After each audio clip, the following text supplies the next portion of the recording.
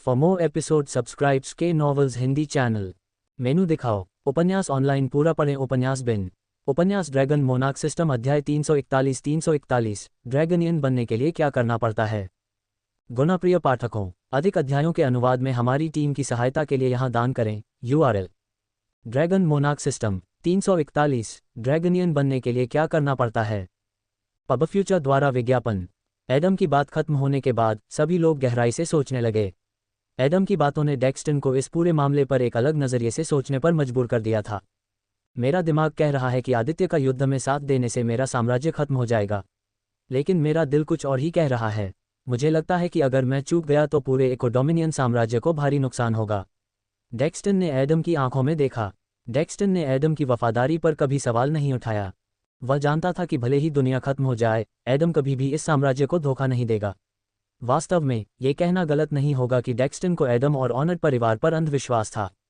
आदित्य उसका दामाद है। एडम आदित्य और इस्तारिन साम्राज्य के बारे में मुझसे ज्यादा जानता है, और मुझे यकीन है कि एडम जानता है कि वह क्या सुझाव दे रहा है। डेक्स्टन ने अपने दिल की बात मानने का मन बनाने से पहले आह भरी। मैंने अपना मन बना लिया है। इकोडोमिनियन साम्राज्य और इस्तारिन साम्राज्य घनिष्ठ सहयोगी हैं, इसलिए हम अपने सहयोगी को अकेले इस युद्ध के मैदान में नहीं जाने देंगे। इकोडोमिनियन साम्राज्य इस युद्ध में इस्तारिन साम्राज्य की मदद करेगा। ऐसा करते हुए हम अपने सबसे बड़े प्रतिद्वंद्वी से अपना बदला भी लेंगे। महाराज, कृपया पुनर्विचार करें। युद्ध में जाने का मतलब होगा कि हम हर तरफ से दुश्मनों का सामना करेंगे। हर तरफ से हमलों का सामना करते हुए मुझे नहीं लगता कि हम तब तक टिके रह सकते हैं जब तक कि इस्तारिन साम्राज्य की सेना नहीं आ जाती। ड्यूक कैंपबेल वास्तव में चिंतित थे। सिर्फ ड्यूक कैंपबेल ही नहीं, एडम के अलावा सभी अन्य रईस भी चिंतित दिख रहे थे, लेकिन उनमें एडम और कैंपबेल की तरह सम्राट के सामने ये कहने की हिम्मत नहीं थी। मुझे पता है कि आप सभी चिंतित हैं, लेकिन आदित्य मेरा दामाद है। मैं उसे बहुत अच्छी तरह से जानता हूँ। क्या आप लोग भूल गए कि उसने गोबलिन आक्रमण के दौरान क्या किया था? अब जब उसकी ताकत बढ़ गई है तो वह एक ही हमले में पूरी सेना का सफाया कर सकता है। जब हमारे पास उसके जैसा कोई है तो हम कैसे हार सकते हैं? एडम, तुम क्या कह रहे हो? इस्तारिन सम्राट तुम्हारा दामाद कैसे बन गया? ड्यूक कैंपबेल और अन्य लोग अभी भी उलझन में थे। भले ही एडम के दामाद और इस्तारिन सम्राट का नाम एक ही था, लेकिन वे हमेशा यही सोचते थे कि दोनों अलग अलग व्यक्ति हैं। एडम झूठ नहीं बोल रहा है। इस्तारिन सम्राट कीमिया की देवी का भावी पति है। अब डेक्स्टन इस रास्ते पर चलने के लिए और भी दृढ़ संकल्पित लग रहा था। एडम के शब्दों ने डेक्स्टन को वह साहस और उम्मीद दे दी थी जिसकी उसे जरूरत थी। महाराज, इस्तारिन साम्राज्य से एक पत्र आया है। जबकि सभी लोग अभी भी इस खबर से गहरे सदमे में थे, आदित्य का एक पत्र इकोडोमिनियन साम्राज्य में आया। पब फ्यूचर द्वारा विज्ञापन। Adobe max. अपनी कल्पना को प्रज्वलित करें, सीखें और 15-16 अक्टूबर को अडोब मैक्स में शीर्ष क्रिएटिव से प्रेरित हों। मुफ्त में ऑनलाइन देखने के लिए साइन अप करें। अडोब। आदित्य आपसे मिलना चाहता है और इस युद्ध के बारे में बात करना चाहता है। पत्र को पढ़े बिना ही एडम यह अनुमान लगाने में सक्षम था कि उस पत्र में क्या लिखा था। डेक्स्टन ने गार्ड से पत्र लिया और सहमति में अपना सिर हिलाने से पहले उसे 1 मिनट तक पढ़ा। तुम सही हो, मुझे इस्तारिन साम्राज्य की यात्रा करनी होगी। कैंपबेल और एडम, मेरे साथ आओ। डेक्स्टन एडम को ही ले जाता क्योंकि आदित्य उसका दामाद है, लेकिन ऐसा करने से पता चलता कि वह एडम का पक्ष ले रहा है। वह नहीं चाहता था कि ड्यूक कैंपबेल नकारात्मक दृष्टिकोण रखे, इसलिए उसने कैंपबेल को भी आने के लिए कहा। सम्राट की बातें सुनकर कैंपबेल ने अपना सिर हिलाया। इतने महीनों के बाद कैंपबेल अपनी आंखों से देखना चाहता था कि वह राक्षस कितना बड़ा हो गया है। भूत प्रेत के आक्रमण में आदित्य ने कैंपबेल के दिल में अपनी शक्तियों की गहरी छाप छोड़ी थी। वह इस मौके का इस्तेमाल इस्तारिन साम्राज्य में जाकर आदित्य को अपनी आंखों से देखने के लिए भी करना चाहता था। योजक चिन्ह। योजक चिन्ह। इस बीच इस्तारिन साम्राज्य में। महाराज, वे यहाँ हैं। आदित्य, जो वाटसन के साथ योजना बना रहा था, रुक गया और अपना सिर ऊपर उठाया। उन्हें यहाँ लाओ। उसके आदेश के साथ सिंहासन कक्ष की बड़ी धातुएं पहरेदारों द्वारा खोल दी गईं। जैसे ही दोनों दरवाजे खुले, आदित्य को 10,000 से अधिक सैनिक दिखाई दिए। स्पेंसर के इशारे पर वे सभी धीरे धीरे सिंहासन कक्ष के अंदर चले गए। 1 मिनट बाद पूरा सिंहासन कक्ष सैनिकों से भर गया। ये पहली बार था जब सिंहासन कक्ष में इतने सारे लोग थे। आदित्य उस तरह के राजा नहीं थे जो कवियों और संगीतकारों को अपने दरबार में गाने या कविता करने के लिए आमंत्रित करते। वह कविता और गीत सुनने के बजाय अपनी पत्नियों के साथ अपना समय बिताना पसंद करते थे। बेशक कविता और गीतों का अपना सौंदर्य होता है और आदित्य अच्छी कविता की सराहना करते थे, लेकिन उन्हें कविता इतनी पसंद नहीं थी कि वे उसे सुनने में घंटों बिता दें। यही कारण है कि सिंहासन कक्ष में हमेशा बहुत कम आगंतुक आते थे। वास्तव में अन्य राजाओं के विपरीत आदित्य बहुत कम ही सिंहासन पर बैठते थे। जब वे बैठते भी थे तो केवल तभी जब वे किसी से मिल रहे होते थे या अपने लोगों के साथ कोई महत्वपूर्ण चर्चा कर रहे होते थे। मैं तुम्हारा समय नहीं लूंगा। मुझे पता है कि तुम सभी को आने वाले युद्ध के लिए तैयार रहना है। चूंकि तुम सभी यहाँ हो, इसका मतलब है कि तुम ड्रैगनियन बनने के योग्य हो। आदित्य सैनिकों की आंखों में उत्साह देख सकता था। उत्साहित होना ही था। आखिरकार ड्रैगनियन का पद कुलीन सैनिक के पद से भी ऊंचा था। जब 7 डिवीजनों में से कोई सैनिक ड्रैगनियन बन जाता है तो 7 डिवीजनों में उसका रैंक भी बढ़ जाता है। उनके वेतन और मिलने वाले लाभ भी बढ़ जाते हैं।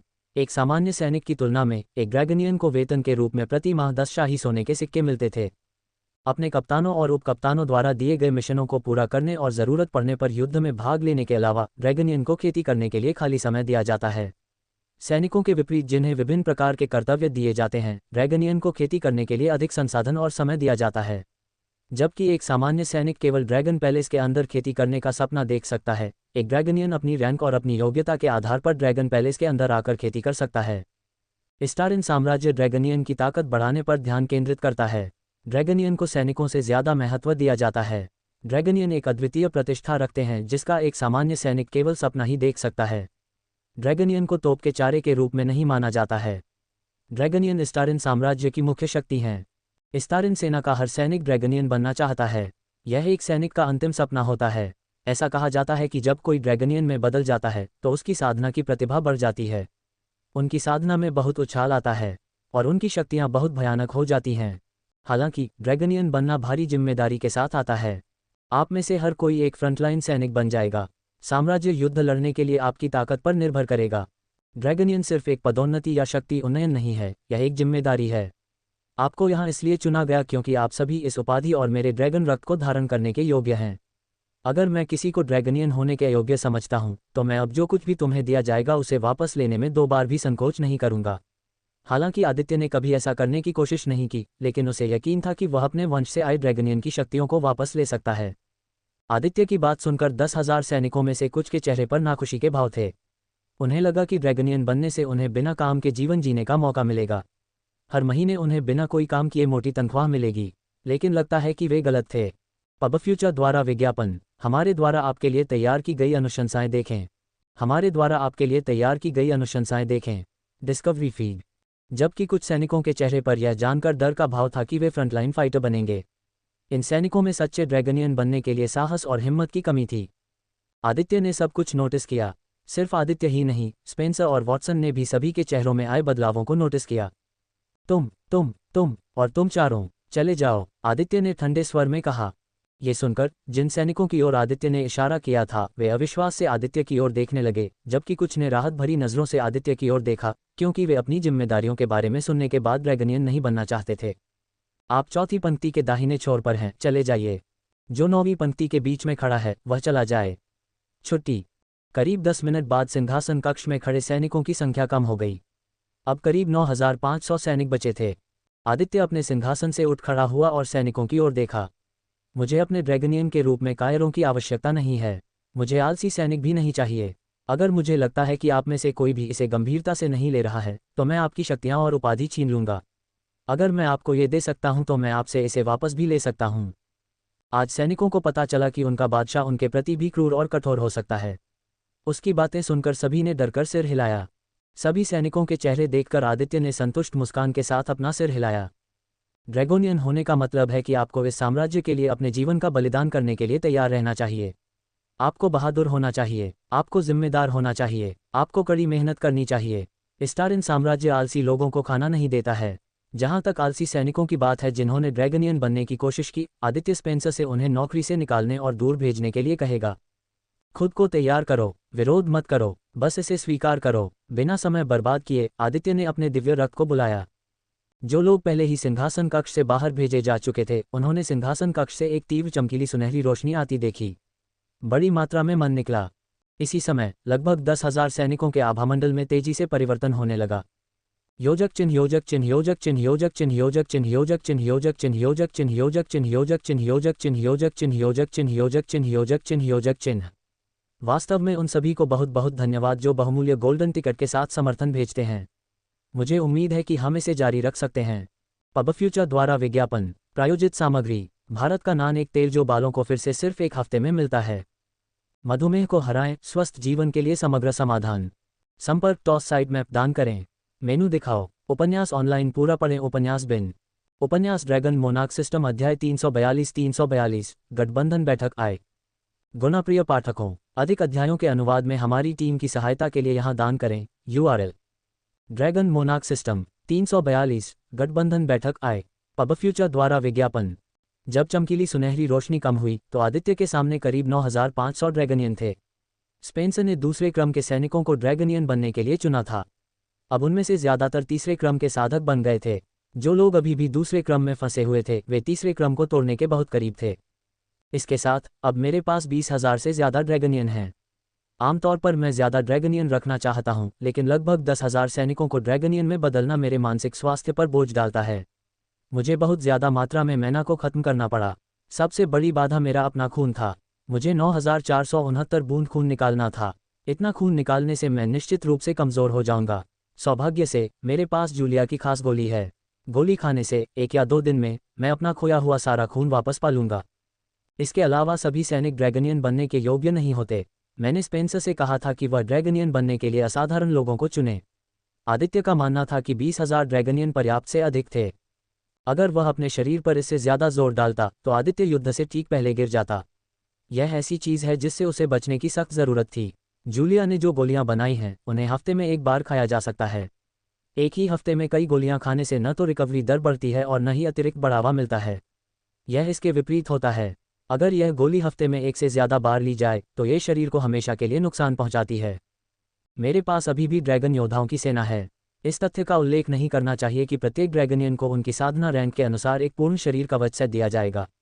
उन्हें विभिन्न प्रकार की गोलियां दी जाएंगी जो उन्हें जल्दी से ठीक होने और लंबे समय तक लड़ने में सक्षम बनाएगी। सौभाग्य से जूलिया और पैगी के पास आपातकालीन उपयोग के लिए गोलियों का स्टॉक था। अब सभी लोग अपने अपने डिवीजन में वापस लौट सकते हैं और अपने कैप्टन से आदेश ले सकते हैं। अगर तैनाती से पहले आपके पास खाली समय है तो आप सभी ड्रैगन पैलेस में खेती करने के लिए स्वतंत्र हैं। एक और बात, तैनात होने से पहले मेरा सुझाव है कि आप अपने प्रियजनों या अपने परिवार को एक पत्र लिखें। चूंकि यह युद्ध कुछ समय तक जारी रहेगा, हो सकता है कि आप लोगों को घर लौटने में कुछ समय लगे। आदित्य ने ये कड़वा सच नहीं जोड़ा कि उनमें से कुछ युद्ध के मैदान से कभी वापस नहीं लौट सकते। उसे बस उम्मीद थी कि ड्रैगनियन समझ गए होंगे कि वह क्या कहना चाह रहा था। एक विदाई पत्र। जैसे ही ड्रैगनियन चले गए, सिंहासन कक्ष फिर से खाली हो गया। स्पेंसर उन संसाधनों की सूची बना रहा था जो उनके पास थे और उन चीज़ों की जो उन्हें इस युद्ध में चाहिए थीं, जबकि वॉटसन फिर से अपने प्रधानमंत्री पद पर वापस आ गया था। हालांकि इस बार ये केवल अस्थायी है। युद्ध के बाद वह बटलर के रूप में अपनी मूल नौकरी पर वापस लौट आएगा। पब फ्यूचर द्वारा विज्ञापन। व्यक्तिगत अनुशंसाएं जिन्हें आप मिस नहीं कर सकते। व्यक्तिगत अनुशंसाएं जिन्हें आप मिस नहीं कर सकते। Discovery feed. महाराज, एलायंस के सदस्य यहाँ हैं, वॉटसन ने धीमी आवाज में आदित्य से कहा। आदित्य ने अपनी आंखें बंद की और महसूस किया कि कुछ विदेशी लोग ड्रैगन पैलेस में घुसने की कोशिश कर रहे हैं, लेकिन उन्होंने अंतिम कदम नहीं उठाया। ये लोग आदित्य के परिचित थे। वहाँ इको डोमिनियन सम्राट एडम, ड्यूक कैम्पबेल, थेरा किंगडम के राजा और कमांडर और अंत में स्टॉर्म आइल राजवंश की महारानी थीं। उन्होंने अपने साथ कुछ शक्तिशाली रक्षक खरीदे थे। आदित्य की अनुमति के बिना कोई भी बाहरी व्यक्ति ड्रैगन पैलेस में प्रवेश या बाहर नहीं जा सकता।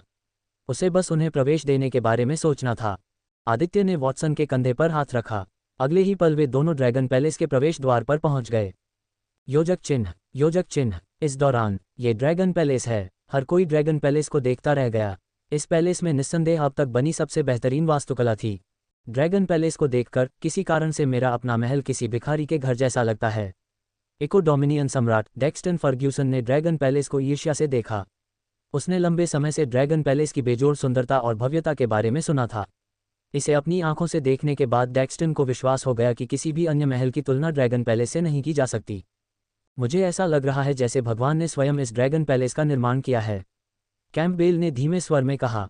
कैम्पबेल की बातें सुनकर गार्डों ने ड्रैगन पैलेस को घूरते हुए अपना सिर हिलाया। उन्हें लगा कि इस तरह की किसी चीज़ को देखने भर से उनकी आंखें धन्य हो गई हैं। थेरा साम्राज्य के राजा और सेनापति तथा स्टॉर्म आइल राजवंश की महारानी की प्रतिक्रियाएं भी ऐसी ही थीं। ड्रैगन पैलेस को देखते हुए हर कोई अचंभित था। आदित्य को अचानक अपने सामने टेलीपोर्ट होते देख सभी चौंक गए। कैम्पबेल को लगा कि उसका दिल लगभग रुक गया है। नमस्ते सभी लोग, इस्तारिन साम्राज्य में आपका स्वागत है। कृपया अंदर आइए। उनकी सामाजिक स्थिति और शक्तियों की परवाह किए बिना आदित्य ने अपने सहयोगियों के साथ सम्मान और गरिमा के साथ व्यवहार किया। जैसे जैसे सभी लोग अंदर गए, उन्होंने ड्रैगन पैलेस को और भी करीब से देखा। वे यहाँ रहने वाले शक्तिशाली प्राणियों को देख पाए। कितनी शक्तिशाली उपस्थिति है। सम्राट डेक्स्टन को लगा कि उसकी गर्दन पर पसीना आ गया है। आदित्य चाहे तो कुछ ही मिनटों में यहाँ सबकी जान ले सकता है और किसी को कुछ पता भी नहीं चलेगा। इतनी सारी शक्तिशाली उपस्थितियां। आदित्य हमेशा से दुनिया से अपनी असली ताकत छिपाता रहा है। कैंपबेल ने चारों ओर देखते हुए सोचा। कैंपबेल को अब इस युद्ध के बारे में ज्यादा भरोसा हो गया था। थेरा राजा और स्टॉर्म आइल महारानी के चेहरे पर एक जैसे भाव थे। जहां तक पहरेदारों का सवाल है, वे डर से कांप रहे थे। वे अपने राजा और महारानी को ऐसे शक्तिशाली लोगों से कैसे बचाएंगे। उन्हें रोने का मन कर रहा था, लेकिन उनकी आंखों में आंसू नहीं थे। बाहर से देखने पर ड्रैगन पैलेस के अंदर कोई भी कुछ महसूस नहीं कर पाता है, लेकिन अंदर आने पर कहानी कुछ और ही थी। पब फ्यूचर द्वारा विज्ञापन। भारत की सबसे भरोसेमंद सट्टेबाजी साइट। भारत की सबसे भरोसेमंद सट्टेबाजी साइट। आज ही फन 88 पर अपनी जीत का सिलसिला शुरू करें। फन 88। इस जगह पर मैना का घनत्व वाकई बहुत ज्यादा है। अगर मेरे पास भी ऐसा कुछ होता तो 1 या 2 दशक के भीतर मैं इतनी मजबूत सेना बना सकता था कि अकेले ही इकोनेक्सस एम्पायर और ऑरेकल एलायंस को हरा सकता था। बाद में जब मेरे पास समय होगा तो मैं आदित्य से ज़रूर पूछूंगा कि मुझे ऐसा कुछ बनाने का तरीका बताएं। डेक्स्टन को शायद ही पता था कि उसके विचार कितने बचकाने और हास्यास्पद थे। आदित्य सिर्फ एक ड्रैगन पैलेस बना सकता है, और वह सिस्टम की वजह से ऐसा कर पाया। इसके अलावा उसे इसे बनाने के लिए बहुत ज़्यादा संसाधन जुटाने पड़े। भले ही डेक्स्टन आदित्य द्वारा इकट्ठी की गई सभी सामग्री इकट्ठा करने में कामयाब हो जाए, लेकिन सिस्टम के बिना वह ड्रैगन पैलेस नहीं बना सकता, और कोई भगवान भी ड्रैगन पैलेस की नकल नहीं कर सकता।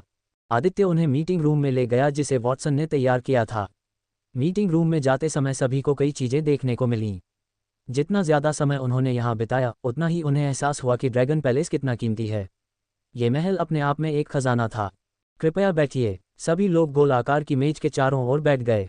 मेज के ऊपर डाइंग आइल महाद्वीप का एक विशाल नक्शा था। नक्शे पर कई बिंदुओं को लाल पेंसिल से चिन्हित किया गया था। ये चिन्हित बिंदु वे स्थान है जहां आदित्य को आने वाले दिनों में इकोनेक्सस साम्राज्य के हमले की उम्मीद थी। आदित्य इको डोमिनियन सम्राट डेक्स्टन के बगल में बैठा था। उसने एडम को अपने दाहिनी ओर बैठाया। यह आदित्य के इको डोमिनियन साम्राज्य के साथ घनिष्ठ संबंध का प्रतीक था। महाराज, मैं आपके पीछे ही खड़ा रहूंगा। ड्यूक कैंपबेल ने सम्राट के बगल में बैठने से इनकार कर दिया, ये सोचकर कि डेक्स्टन इसे अपमान के संकेत के रूप में लेगा। इसके अलावा ड्यूक कैंपबेल को डेक्स्टन के बगल में बैठने के योग्य नहीं लगा, क्योंकि वह सिर्फ एक साधारण ड्यूक था, एक ड्यूक जो सम्राट की सेवा करता था। सांस। ड्यूक कैंपबेल, ये समय ऐसी छोटी छोटी बातों पर चिंता करने का नहीं है। हम अभी इन छोटी छोटी बातों को नज़रअंदाज कर सकते हैं। बैठ जाओ। ये सुनकर कैंपबेल हैरान रह गया। ये पहली बार था जब वह डेक्स्टन का ये रूप देख रहा था। ड्यूक कैंपबेल ने सिर हिलाया और फिर झिझकते हुए बैठ गया। थेरा साम्राज्य के राजा और सेनापति दोनों एक दूसरे के बगल में बैठे थे। स्टॉर्म आइल राजवंश की महारानी थेरा राजा के दाहिनी ओर बैठी थीं। चलो मीटिंग शुरू करते हैं, आदित्य ने आगे बढ़कर कहा। उसने एक छोटी सी 1 मीटर लंबी पतली धातु की छड़ी निकाली। आप सभी इस्तारिन साम्राज्य के करीबी सहयोगी हैं। भले ही आप लड़ना न चाहें, मुझे डर है कि ओरेकल एलायंस फिर भी आपके साम्राज्य को निशाना बनाएगा। महाराज, मुझे लगता है कि आप गलतफहमी में हैं। हम यहाँ इसलिए हैं क्योंकि हम इस्तारिन साम्राज्य के साथ मिलकर लड़ना चाहते हैं, स्टॉर्म आइल राजवंश की महारानी ने कहा। दूसरों ने भी सिर हिलाकर सहमति जताई। ये देखकर आदित्य मुस्कुराया और जवाब में कुछ नहीं कहा। अंत में वे आदित्य की मदद नहीं कर रहे थे क्योंकि वे इस्तारिन साम्राज्य के सहयोगी थे। वे इस्तारिन साम्राज्य के साथ खड़े होने के लिए तैयार थे क्योंकि इस युद्ध के समाप्त होने के बाद उन्हें लाभ मिलेगा। यह विशेष रूप से इको डोमिनियन सम्राट के लिए सच है। स्टॉर्म आइल राजवंश और थेरा साम्राज्य के लिए दोनों के पास ज़्यादा विकल्प नहीं थे। महाराज, हमारे पास एक और आगंतुक है। योजक चिन्ह योजक चिन्ह योजक चिन्ह योजक चिन्ह योजक चिन्ह योजक चिन्ह योजक चिन्ह योजक चिन्ह योजक चिन्ह योजक चिन्ह योजक चिन्ह योजक चिन्ह योजक चिन्ह योजक चिन्ह योजक चिन्ह योजक चिन्ह। वास्तव में उन सभी को बहुत बहुत धन्यवाद जो बहुमूल्य गोल्डन टिकट के साथ समर्थन भेजते हैं। मुझे उम्मीद है कि हम इसे जारी रख सकते हैं। पब फ्यूचर द्वारा विज्ञापन। प्रायोजित सामग्री। मधुमेह को हराएं, स्वस्थ जीवन के लिए समग्र समाधान। भारत का नान एक तेल जो बालों को फिर से सिर्फ 1 हफ्ते में मिलता है। संपर्क टॉस साइड मैप दान करें। मेनू दिखाओ। उपन्यास ऑनलाइन पूरा पढ़ें। उपन्यास बिन। उपन्यास ड्रैगन मोनार्क सिस्टम अध्याय 343 गठबंधन बैठक द्वितीय। ड्रैगन मोनार्क सिस्टम 343 गठबंधन बैठक 2। पब फ्यूचर द्वारा विज्ञापन। वाटसन ने आकर आदित्य को बताया, महाराज, हमारे पास एक और आगंतुक आया है। सभी लोग इस आगंतुक के बारे में जानने के लिए उत्सुक हो गए। आदित्य को पहले से ही पता था कि यह आगंतुक कौन है। आदित्य ड्रैगन पैलेस में आने और जाने वाले हर व्यक्ति को जानता है। उसे आने दो। आदित्य ने उस व्यक्ति और उसके सहयोगी को गेट से गुजरने दिया। जब तक आदित्य ड्रैगन पैलेस के अंदर था तब तक कोई भी प्राणी उसे नुकसान नहीं पहुंचा सकता था, जब तक कि वह स्वेच्छा से खुद को नुकसान न पहुंचाए। आदित्य को इस बात की चिंता नहीं थी कि यह नया आगंतुक दुर्भावनापूर्ण इरादे से ड्रैगन पैलेस में आ रहा है। अगर वह हिम्मत भी करे तो ड्रैगन महल के अंदर कोई भी उसे बचा नहीं पाएगा।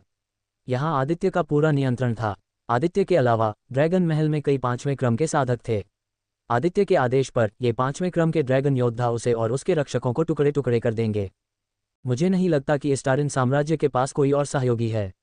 डेक्स्टन ने सोचा कि सभी गठबंधन सदस्य वहां मौजूद थे, लेकिन ऐसा लगता है कि वह गलत था। वह और अन्य लोग धैर्यपूर्वक उस व्यक्ति के प्रवेश का इंतजार कर रहे थे।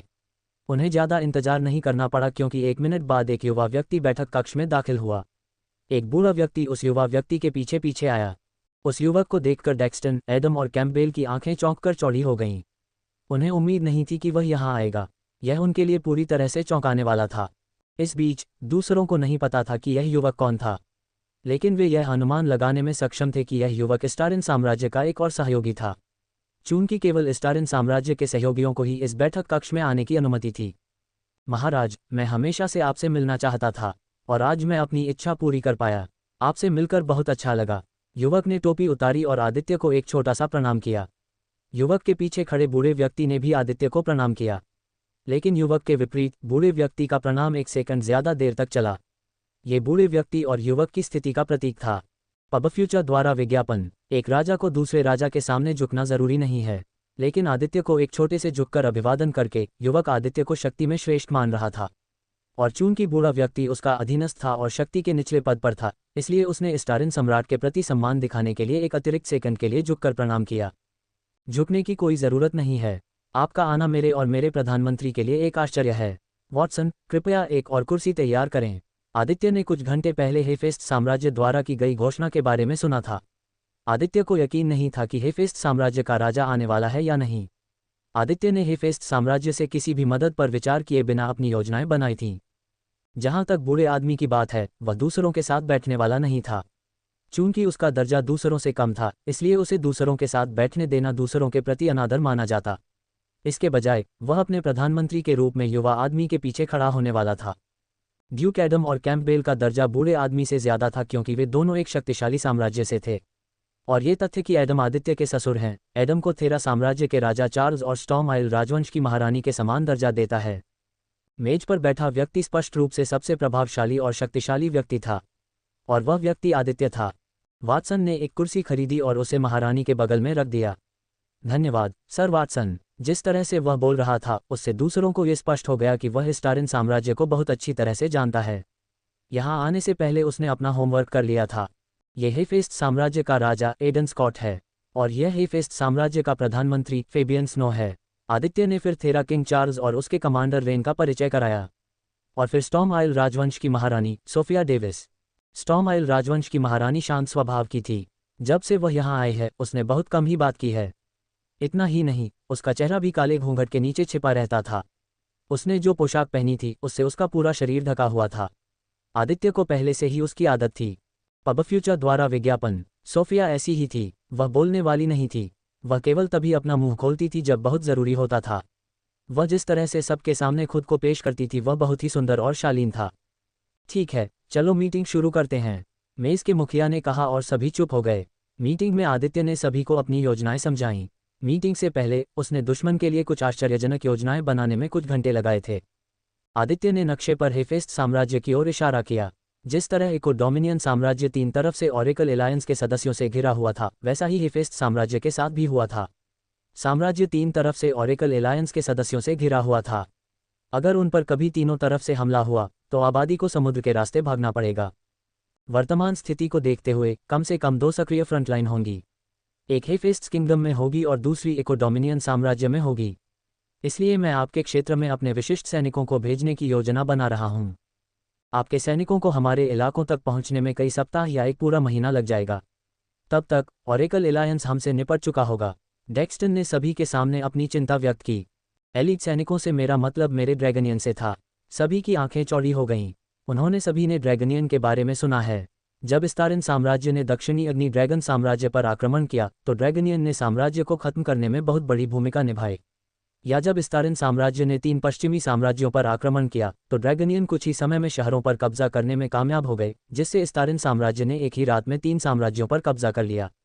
डेक्स्टन और एडेन ने नहीं सोचा था कि आदित्य अपने ड्रैगनियन को उनके इलाके में भेजेगा। इससे वे उत्साहित हो गए। ड्रैगनियन के साथ वे दुश्मन को कड़ी टक्कर दे पाएंगे। एक ड्रैगनियन 1000 नियमित सैनिकों के बराबर है। युद्ध के मैदान में सिर्फ 100 ड्रैगनियन होने से पूरी स्थिति बदल सकती है। हालांकि अगले ही पल डेक्स्टन के चेहरे से उत्साह गायब हो गया। लेकिन आप उन्हें हमारे इलाकों में भेजने की योजना कैसे बना रहे हैं?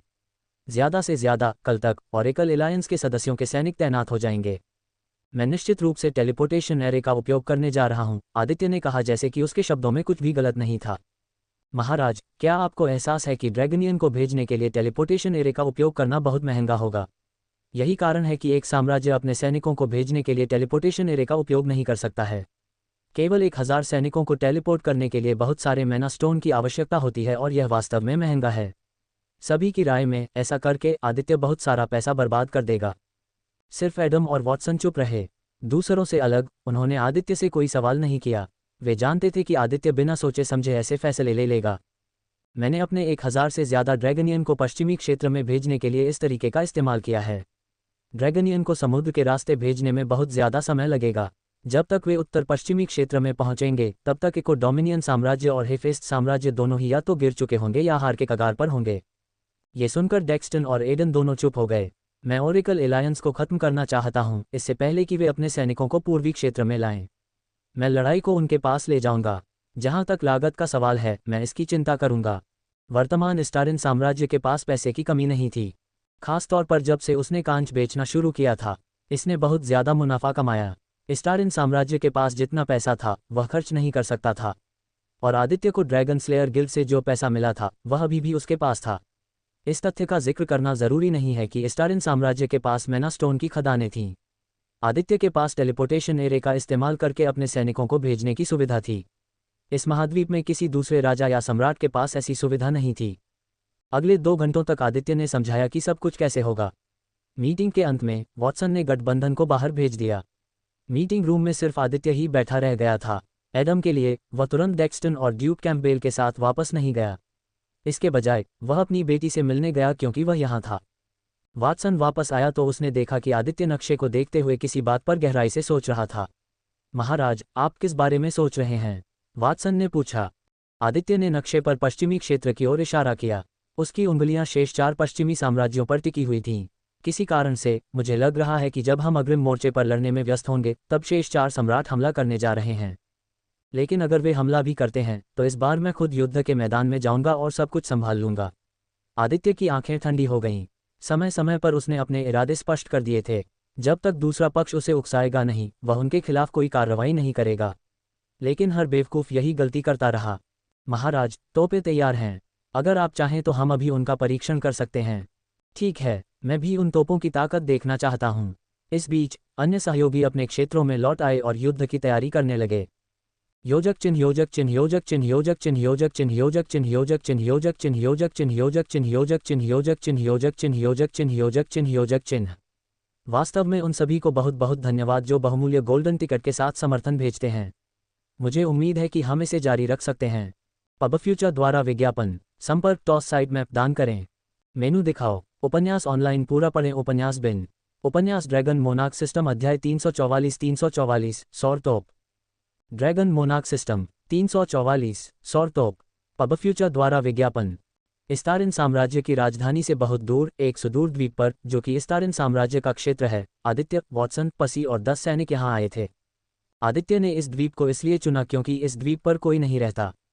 करीब 6 या 7 साल पहले उनके द्वीप पर ज्वालामुखी फटा था। ज्वालामुखी ने सब कुछ नष्ट कर दिया था। इस द्वीप के करीब 5000 मूल निवासी मारे गए जबकि बाकी 4000 मूल निवासी भागने में सफल रहे। ज्वालामुखी विस्फोट ने सब कुछ नष्ट कर दिया। कोई भी जीवित प्राणी नहीं बचा।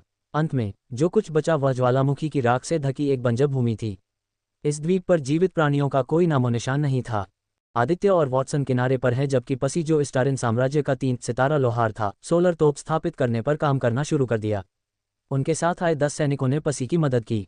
इस बीच आदित्य और वॉटसन ने सौर तोप को गहरी दिलचस्पी से देखा। सामान्य तोपों से अलग इस तोप में पहिए नहीं थे। तोप की बैरल सामान्य तोपों से दोगुनी बड़ी थी। सामान्य तोपों से अलग इस तोप में गन पावर, इग्निशन चैम्बर और कैननबॉल नहीं था। इसके बजाय गन पावर और इग्निशन चैम्बर की जगह एक पीले रंग का चमकता हुआ पत्थर रखा गया था। ये पत्थर सौर पत्थर थे। सौर पत्थर चंद्र पत्थर की तरह ही काम करते थे। अंधेरे में सौर पत्थर सूर्य की तरह चमकते थे। महाराज, सौर तोप तैयार है। आदित्य सौर तोप की ओर बढ़ा। मैं इसका उपयोग कैसे करूं? आदित्य ने सौर तोपों को घूरते हुए पूछा। ये वास्तव में सरल है। महाराज को बस बैरल के पीछे अपना हाथ रखना है। जब तक मन की थोड़ी सी मात्रा भी अंदर धकेली जाती है तो तोप सक्रिय हो जाएगी। सामान्य तोपों के विपरीत सौर तोप सौर पत्थरों से ऊर्जा प्राप्त करती है। तोप को पर्याप्त सौर ऊर्जा से चार्ज करने के लिए 30 सेकंड की आवश्यकता होती है। आदित्य ने बैरल पर अपना हाथ रखा और फिर बैरल पर अपना थोड़ा सा मन लगाया। 1 सेकंड बाद तोप के थूथन पर ऊर्जा की एक पीली गेंद बनने लगी। उसी समय तोप की पूरी बैरल चमकने लगी। हर बीतते सेकंड के साथ चमक और भी तेज होती गई। पीली ऊर्जा की गेंद भी बड़ी और बहुत चमकदार होने लगी। 30 सेकंड बाद सौर तोप पूरी तरह चार्ज हो गई। महाराज, कृपया अपना हाथ बैरल से हटा लें ताकि तोप चल सके। आदित्य ने वैसा ही किया जैसा पसी ने उससे कहा था। जैसे ही उसने बैरल से अपना हाथ हटाया, सोलर कैनन से एक पीली रोशनी की किरण निकली। आदित्य, वॉटसन और सैनिक की चौंकती निगाहों के सामने रोशनी की किरण उस पहाड़ पर जा गिरी जो द्वीप के दूसरी तरफ स्थित था। पब फ्यूचर द्वारा विज्ञापन। बूम! एक बहुत बड़ा विस्फोट हुआ। पूरा द्वीप हिल गया। विस्फोट से उत्पन्न शॉकवेव ने भारी मात्रा में धूल और कंकड़ आसमान में उड़ा दिए। महाराज, आप क्या सोचते हैं? पसी ने अपनी रचना को घूरते हुए पूछा। उसे अपनी रचना पर बहुत गर्व था। यह उसकी सबसे अच्छी रचना थी। अद्भुत! वॉटसन ने पहाड़ को घूरते हुए कहा जो अब पूरी तरह से नष्ट हो चुका था। पहाड़ की जगह एक बहुत बड़ा गड्ढा रह गया था। प्रकाश की किरण 5 किलोमीटर तक जा सकती है। यदि यह 5 किलोमीटर से बाहर है तो प्रकाश की किरण अपनी ऊर्जा और शक्ति खो देती है। यदि दुश्मन 5 किलोमीटर की सीमा के भीतर है और प्रकाश की किरण से मारा जाता है तो उसे गंभीर क्षति होगी। सोलर तोप का इस्तेमाल करना वाकई आसान है। पारंपरिक तोपों के विपरीत ये तोप ज़्यादा प्रभावी है और इतनी महंगी भी नहीं है। माना पत्थरों के विपरीत सोलर स्टोन बहुत सस्ते थे। अब जबकि पसी ने सोलर स्टोन के भीतर सौर ऊर्जा का संचयन करके चलने वाला हथियार बनाने में कामयाबी हासिल कर ली थी, तो स्टारिन को सामग्री की लागत के बारे में चिंता करने की ज़रूरत नहीं होगी। पसी, तुमने अब तक कितनी सोलर तोपें बनाई हैं? आदित्य बता सकता है कि इस शॉट के पीछे की शक्ति एक शुरुआती 5वें क्रम के साधक को भी गंभीर रूप से घायल करने के लिए पर्याप्त थी। इस तोप का सिर्फ एक ही शॉट हजारों सैनिकों को खत्म करने के लिए पर्याप्त होगा। महाराज, दुर्भाग्य से हाल ही तक मैं इस सौर तोप को बेहतर बनाने में लगा था। अब भी मुझे लगता है कि अगर मैं चार्जिंग समय को कम करने में कामयाब हो जाऊं तो इस तोप की शक्ति को बढ़ाया जा सकता है। मैंने केवल एक सौर तोप बनाई है। इनमें से कई सौर तोपों को बनाने के लिए मुझे धन और जनशक्ति की भी आवश्यकता होगी। वॉटसन, पसी को और अधिक सौर तोपें बनाने के लिए जो भी चाहिए दे दो। समझ गया महाराज। अब जब मैंने सौर तोप की शक्ति देख ली है तो वापस लौटने का समय आ गया है। आदित्य ने सभी को ड्रैगन पैलेस में वापस भेज दिया। इस बीच आदित्य के चले जाने के बाद इस द्वीप को नष्ट करने वाला ज्वालामुखी एक बार फिर सक्रिय हो गया था। विस्फोट से उत्पन्न शॉकवेव के कारण एक और विस्फोट हुआ। इस बार ज्वालामुखी विस्फोट पिछली बार से भी अधिक शक्तिशाली था। योजक चिन्ह, दृश्य परिवर्तन अंडरस्कोर, पब फ्यूचर द्वारा विज्ञापन। इस बीच कहीं और एक बूढ़ा आदमी काला लबादा पहने हुए एक दर्जी की दुकान में घुसा। वह आदमी दुकान के अंदर चला गया। फिर वह एक महिला दर्जी के सामने रुका। बूढ़े आदमी को देखकर, नमस्ते सर, मैं आपकी क्या मदद कर सकती हूँ? महिला ने पेशेवर मुस्कान के साथ पूछा। बूढ़े आदमी ने चुपचाप एक सुनहरा सिक्का रख दिया जिस पर कंकाल का चेहरा बना हुआ था। सिक्का देखकर महिला ने सिक्का उठाया और अपनी जेब में रख लिया। कृपया मेरे साथ आइए सर। फिर महिला बूढ़े आदमी को एक भूमिगत कक्ष में ले गई। दर्जी की दुकान का भूमिगत कक्ष अंधेरा और उदास था। बूढ़ा आदमी कई हत्यारों को बेकार बैठे हुए देख सकता था। जैसे ही महिला ने बूढ़े आदमी को खरीदा, सभी हत्यारे बूढ़े आदमी को देखने लगे। सबकी निगाहें उस पर पड़ती देख बूढ़ा आदमी डर से कांप उठा। घबराहट में उसे पसीना आने लगा। यह ऐसी जगह थी जहां वह कभी वापस नहीं लौटना चाहता था।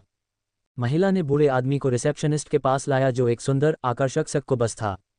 लक्ष्य, सक्कुबस ने बिना समय बर्बाद किए पेशेवर तरीके से पूछा, ये संकेत देते हुए कि वह ये काम लंबे समय से कर रही है। स्टारिन सम्राट, बूढ़े आदमी ने घबराए हुए स्वर में उत्तर दिया। ये सुनकर सक्कुबस ने आश्चर्य से कहा, स्टारिन सम्राट का सिर बहुत महंगा है। हर कोई इसे नहीं खरीद सकता। 100 मिलियन शाही सोने के सिक्के। सक्कुबस ने मुस्कुराते हुए उसका हाथ हिलाया। बहुत कम। आमतौर पर 100 मिलियन शाही सोने के सिक्कों को बहुत बड़ी रकम माना जाता है, लेकिन लक्ष्य वास्तव में बहुत शक्तिशाली था और उसे मारना लगभग असंभव काम था। बूढ़े आदमी ने और पैसे जोड़ने से पहले अपने दांत पीस लिए। 500 मिलियन शाही सोने के सिक्के। सक्कुबस ने उत्तेजना में अपने होंठ चाटे। रिसेप्शनिस्ट को पैसे से ज्यादा किसी और चीज से प्यार था। ये सुनकर कि बूढ़ा आदमी 500 मिलियन शाही सोने के सिक्के देने को तैयार था, वह उत्तेजित और कामुक हो गई थी। कृपया कुछ देर यहीं प्रतीक्षा करें। क्यों? बूढ़े आदमी ने डरते हुए पूछा। वह ऐसी जगह पर नहीं रहना चाहता था जहां उसे हथियारों ने घेर लिया हो। इस इनाम को आधिकारिक बनाने से पहले मुझे अपनी रानी से मिलना होगा और मिशन पर उनकी मंजूरी लेनी होगी। बूढ़े व्यक्ति ने अपना सिर हिलाया। बूढ़े आदमी को डरा हुआ देखकर सक्कुबस को उस पर दया आ गई। चिंता मत करो, इस जगह पर कोई भी तुम्हें नुकसान नहीं पहुंचा सकता। हम अपने ग्राहकों को नुकसान नहीं पहुंचाते। बस 1 या 2 ड्रिंक ऑर्डर करो और आराम करो।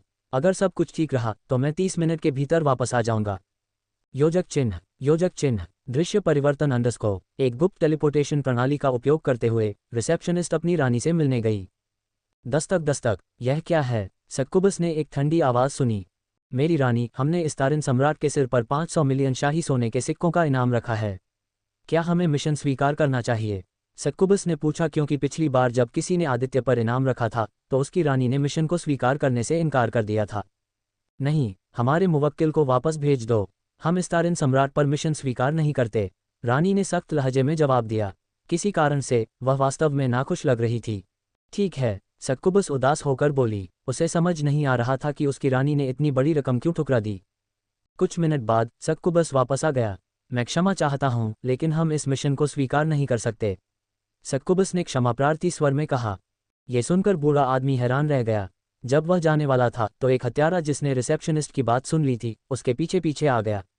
जैसे ही वह आदमी टेलरिंग की दुकान से बाहर निकला, हत्यारे ने बूढ़े आदमी के कंधे पर हाथ रख दिया।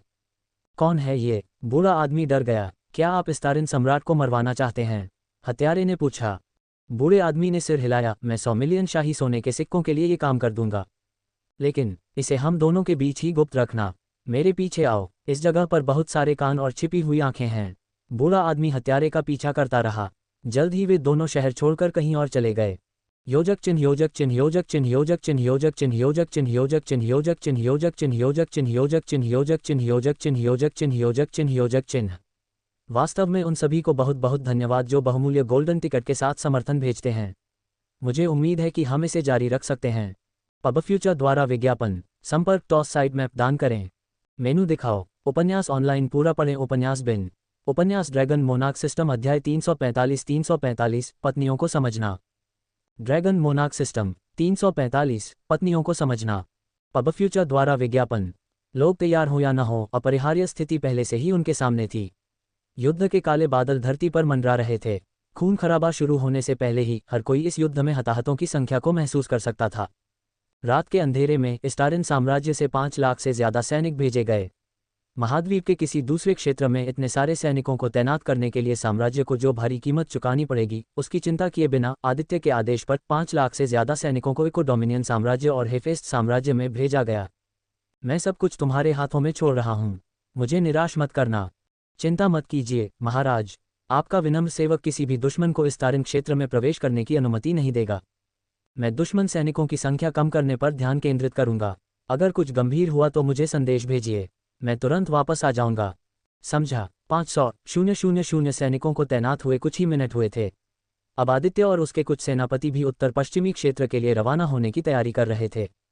ठीक है, अब समय आ गया है।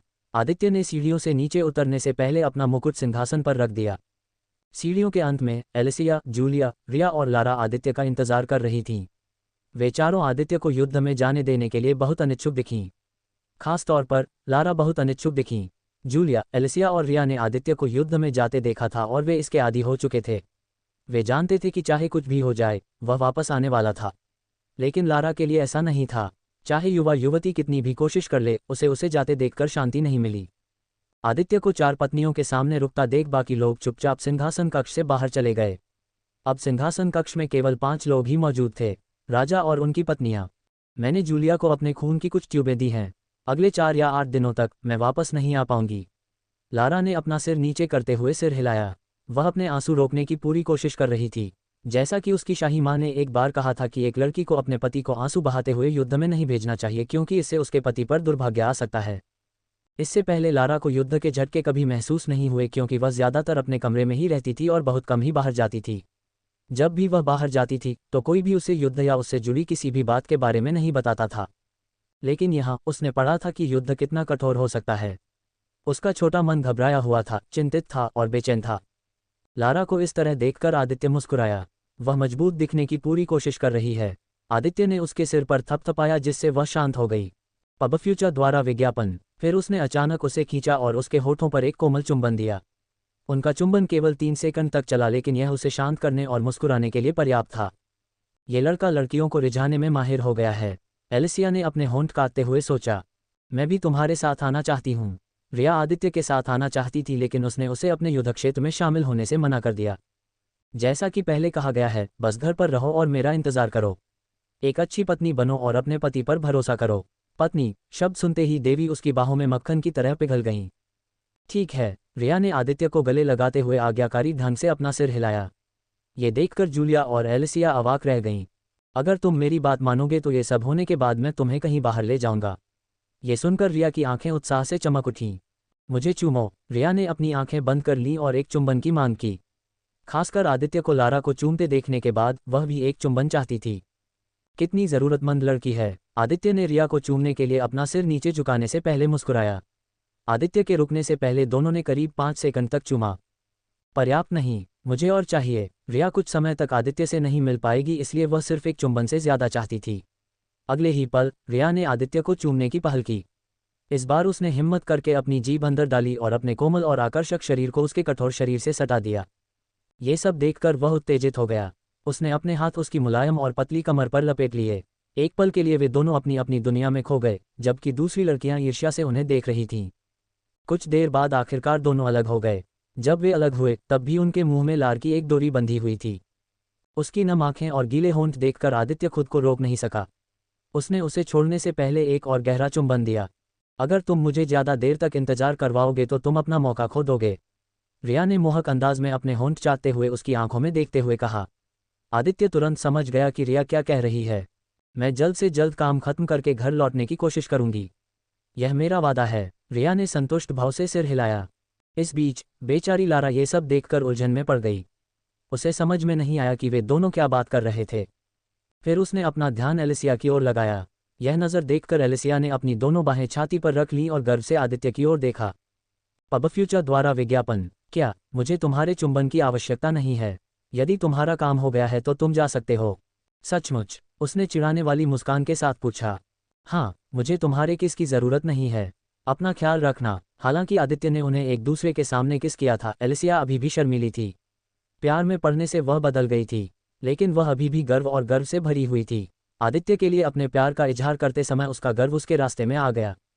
रिया, लारा और जूलिया के विपरीत एलिसिया इतनी घमंडी थी कि वह आदित्य के प्रति अपने प्यार का खुलकर इजहार नहीं कर पाती थी। देवी की बातों को अनदेखा करते हुए ड्रैगन सम्राट ने उसे अपनी ओर खींचा। अगले ही पल देवी ने पाया कि आदित्य ने उसे गले लगा लिया है। उसने मना नहीं किया। उसने अपना चेहरा उसके सीने में छिपा लिया और शर्म से उसे गले लगा लिया। जूलिया, रिया और लारा ने एक दूसरे को देखा और मुस्कुराईं। उन्हें पता था कि उनकी दूसरी बहन शर्मीली और घमंडी है। वह अपने पति के लिए अपनी भावनाओं को दिखाने में बहुत शर्मीली थी, लेकिन वह पीछे रहने को तैयार नहीं थी। बहुत ज्यादा काम मत करो, पर्याप्त आराम करो और हर दिन कम से कम कुछ घंटे साधना में बिताओ। जब भी आदित्य आसपास नहीं होता था, एलिसिया को बिना उचित आराम किए लंबे समय तक काम करने की बुरी आदत थी। वह अपना खाना भी छोड़ देती थी और सिर्फ काम पर ध्यान देती थी। यह उसके स्वास्थ्य के लिए अच्छा नहीं था, भले ही वह एक साधक हो। आदित्य जानता था कि एलिसिया में बहुत ज्यादा खेती करने की क्षमता है। अगर वह खेती नहीं करती तो ये बेकार हो जाता। साथ ही खेती करना उसके अपने फायदे के लिए था। अगर वह ज्यादा मजबूत हो गई तो आदित्य को उसकी चिंता नहीं करनी पड़ेगी। एलिसिया ने नाराजगी भरे लहजे में जवाब दिया, मेरी माँ की तरह व्यवहार करना बंद करो। लेकिन उसे इससे नफरत नहीं हुई। असल में उसे यह पसंद आया। मेरे बच्चे की होने वाली माँ मजबूत और स्वस्थ होनी चाहिए। आदित्य ने उसके सिर पर हाथ फेरते हुए कहा। भाड़ में जाओ, मैं तुम्हारा बच्चा पैदा नहीं कर रही हूँ, एलिसिया ने गुस्से में कहा। वह खुद को आदित्य को देने के लिए तैयार थी, लेकिन यह आदमी अपने काम में बहुत व्यस्त है। ये देखकर कि रिया ने उसे कैसे खुलेआम बहकाया, एलिसिया को पता था कि उनके बीच ऐसा होने में कुछ समय लगेगा, लेकिन वह उसके साथ सो सकता है। वह दूसरा स्थान हासिल करना चाहती थी। साथ ही वह इस मामले में कोई भी पहल करने में बहुत शर्मीली है। वह उसके पहल करने का इंतजार कर रही थी।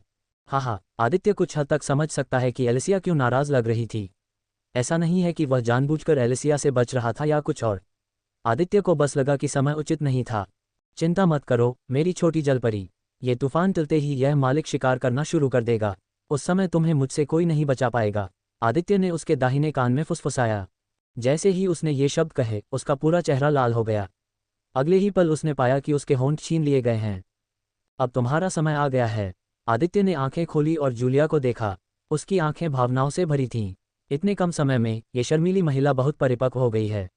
वह अब एक जिम्मेदार, मेहनती और देखभाल करने वाली बड़ी बहन है। एक महिला में बदलने के बाद वह इस महल की मालकिन बन गई है। जूलिया अपनी माँ की तरह ही बड़ी हो रही है। उसे न केवल अपनी माँ की खूबसूरती विरासत में मिली है, बल्कि उसका सौम्य और देखभाल करने वाला व्यक्तित्व भी मिला है। पिछले कुछ महीनों में वह बहुत बदल गई है। वह बहुत परिपक्व हो गई है। आदित्य और जूलिया एक दूसरे को बहुत देर तक गले लगाए रहे। दोनों में से कोई भी कुछ नहीं बोला। दोनों ही एक दूसरे के मन की बात समझ रहे थे। उन्हें इस मौन क्षण की जरूरत थी। काफी देर तक एक दूसरे को गले लगाने के बाद जूलिया ने उसकी आंखों में देखा। तुम कमजोर लग रही हो।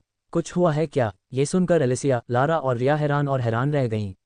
उन्होंने आदित्य की तरफ देखा कि क्या जूलिया सच बोल रही है। हाँ, जैसी कि उम्मीद थी, मैं तुमसे कुछ नहीं छिपा सकता, आदित्य ने सूखी हंसी में जवाब दिया। ये सुनकर जूलिया मुस्कुराई नहीं। उसने अपनी आंखें सिकोड़ लीं और आदित्य को ठंडेपन से देखा। क्या हुआ? जूलिया जानती है कि उसका पति अपनी चरम अवस्था में पूरी सेना का सफाया करने में सक्षम है। लेकिन उसे यह जानकर असहजता महसूस हुई कि उसका पति अपने चरम पर न होते हुए भी युद्ध के मैदान में जा रहा था। कुछ खास नहीं। जब मैंने 10,000 सैनिकों को ड्रैगनियन बनाने के लिए अपना खून दिया, तो मैंने खुद को एक तरह से मजबूर कर लिया। मुझे वह सारा खून वापस पाने में 2 या 3 दिन लगेंगे। लेकिन चिंता मत करो, इससे मेरी लड़ने की क्षमता पर कोई असर नहीं पड़ेगा। आदित्य को उम्मीद थी कि उसकी महिलाएं इस बात को लेकर कोई बड़ी बात नहीं करेंगी। यही वजह है कि उसने उन्हें इस बारे में नहीं बताया। सांस, मैं तुम्हें पहले कुछ दिनों तक फ्रंटलाइन से दूर रहने का सुझाव देता हूँ।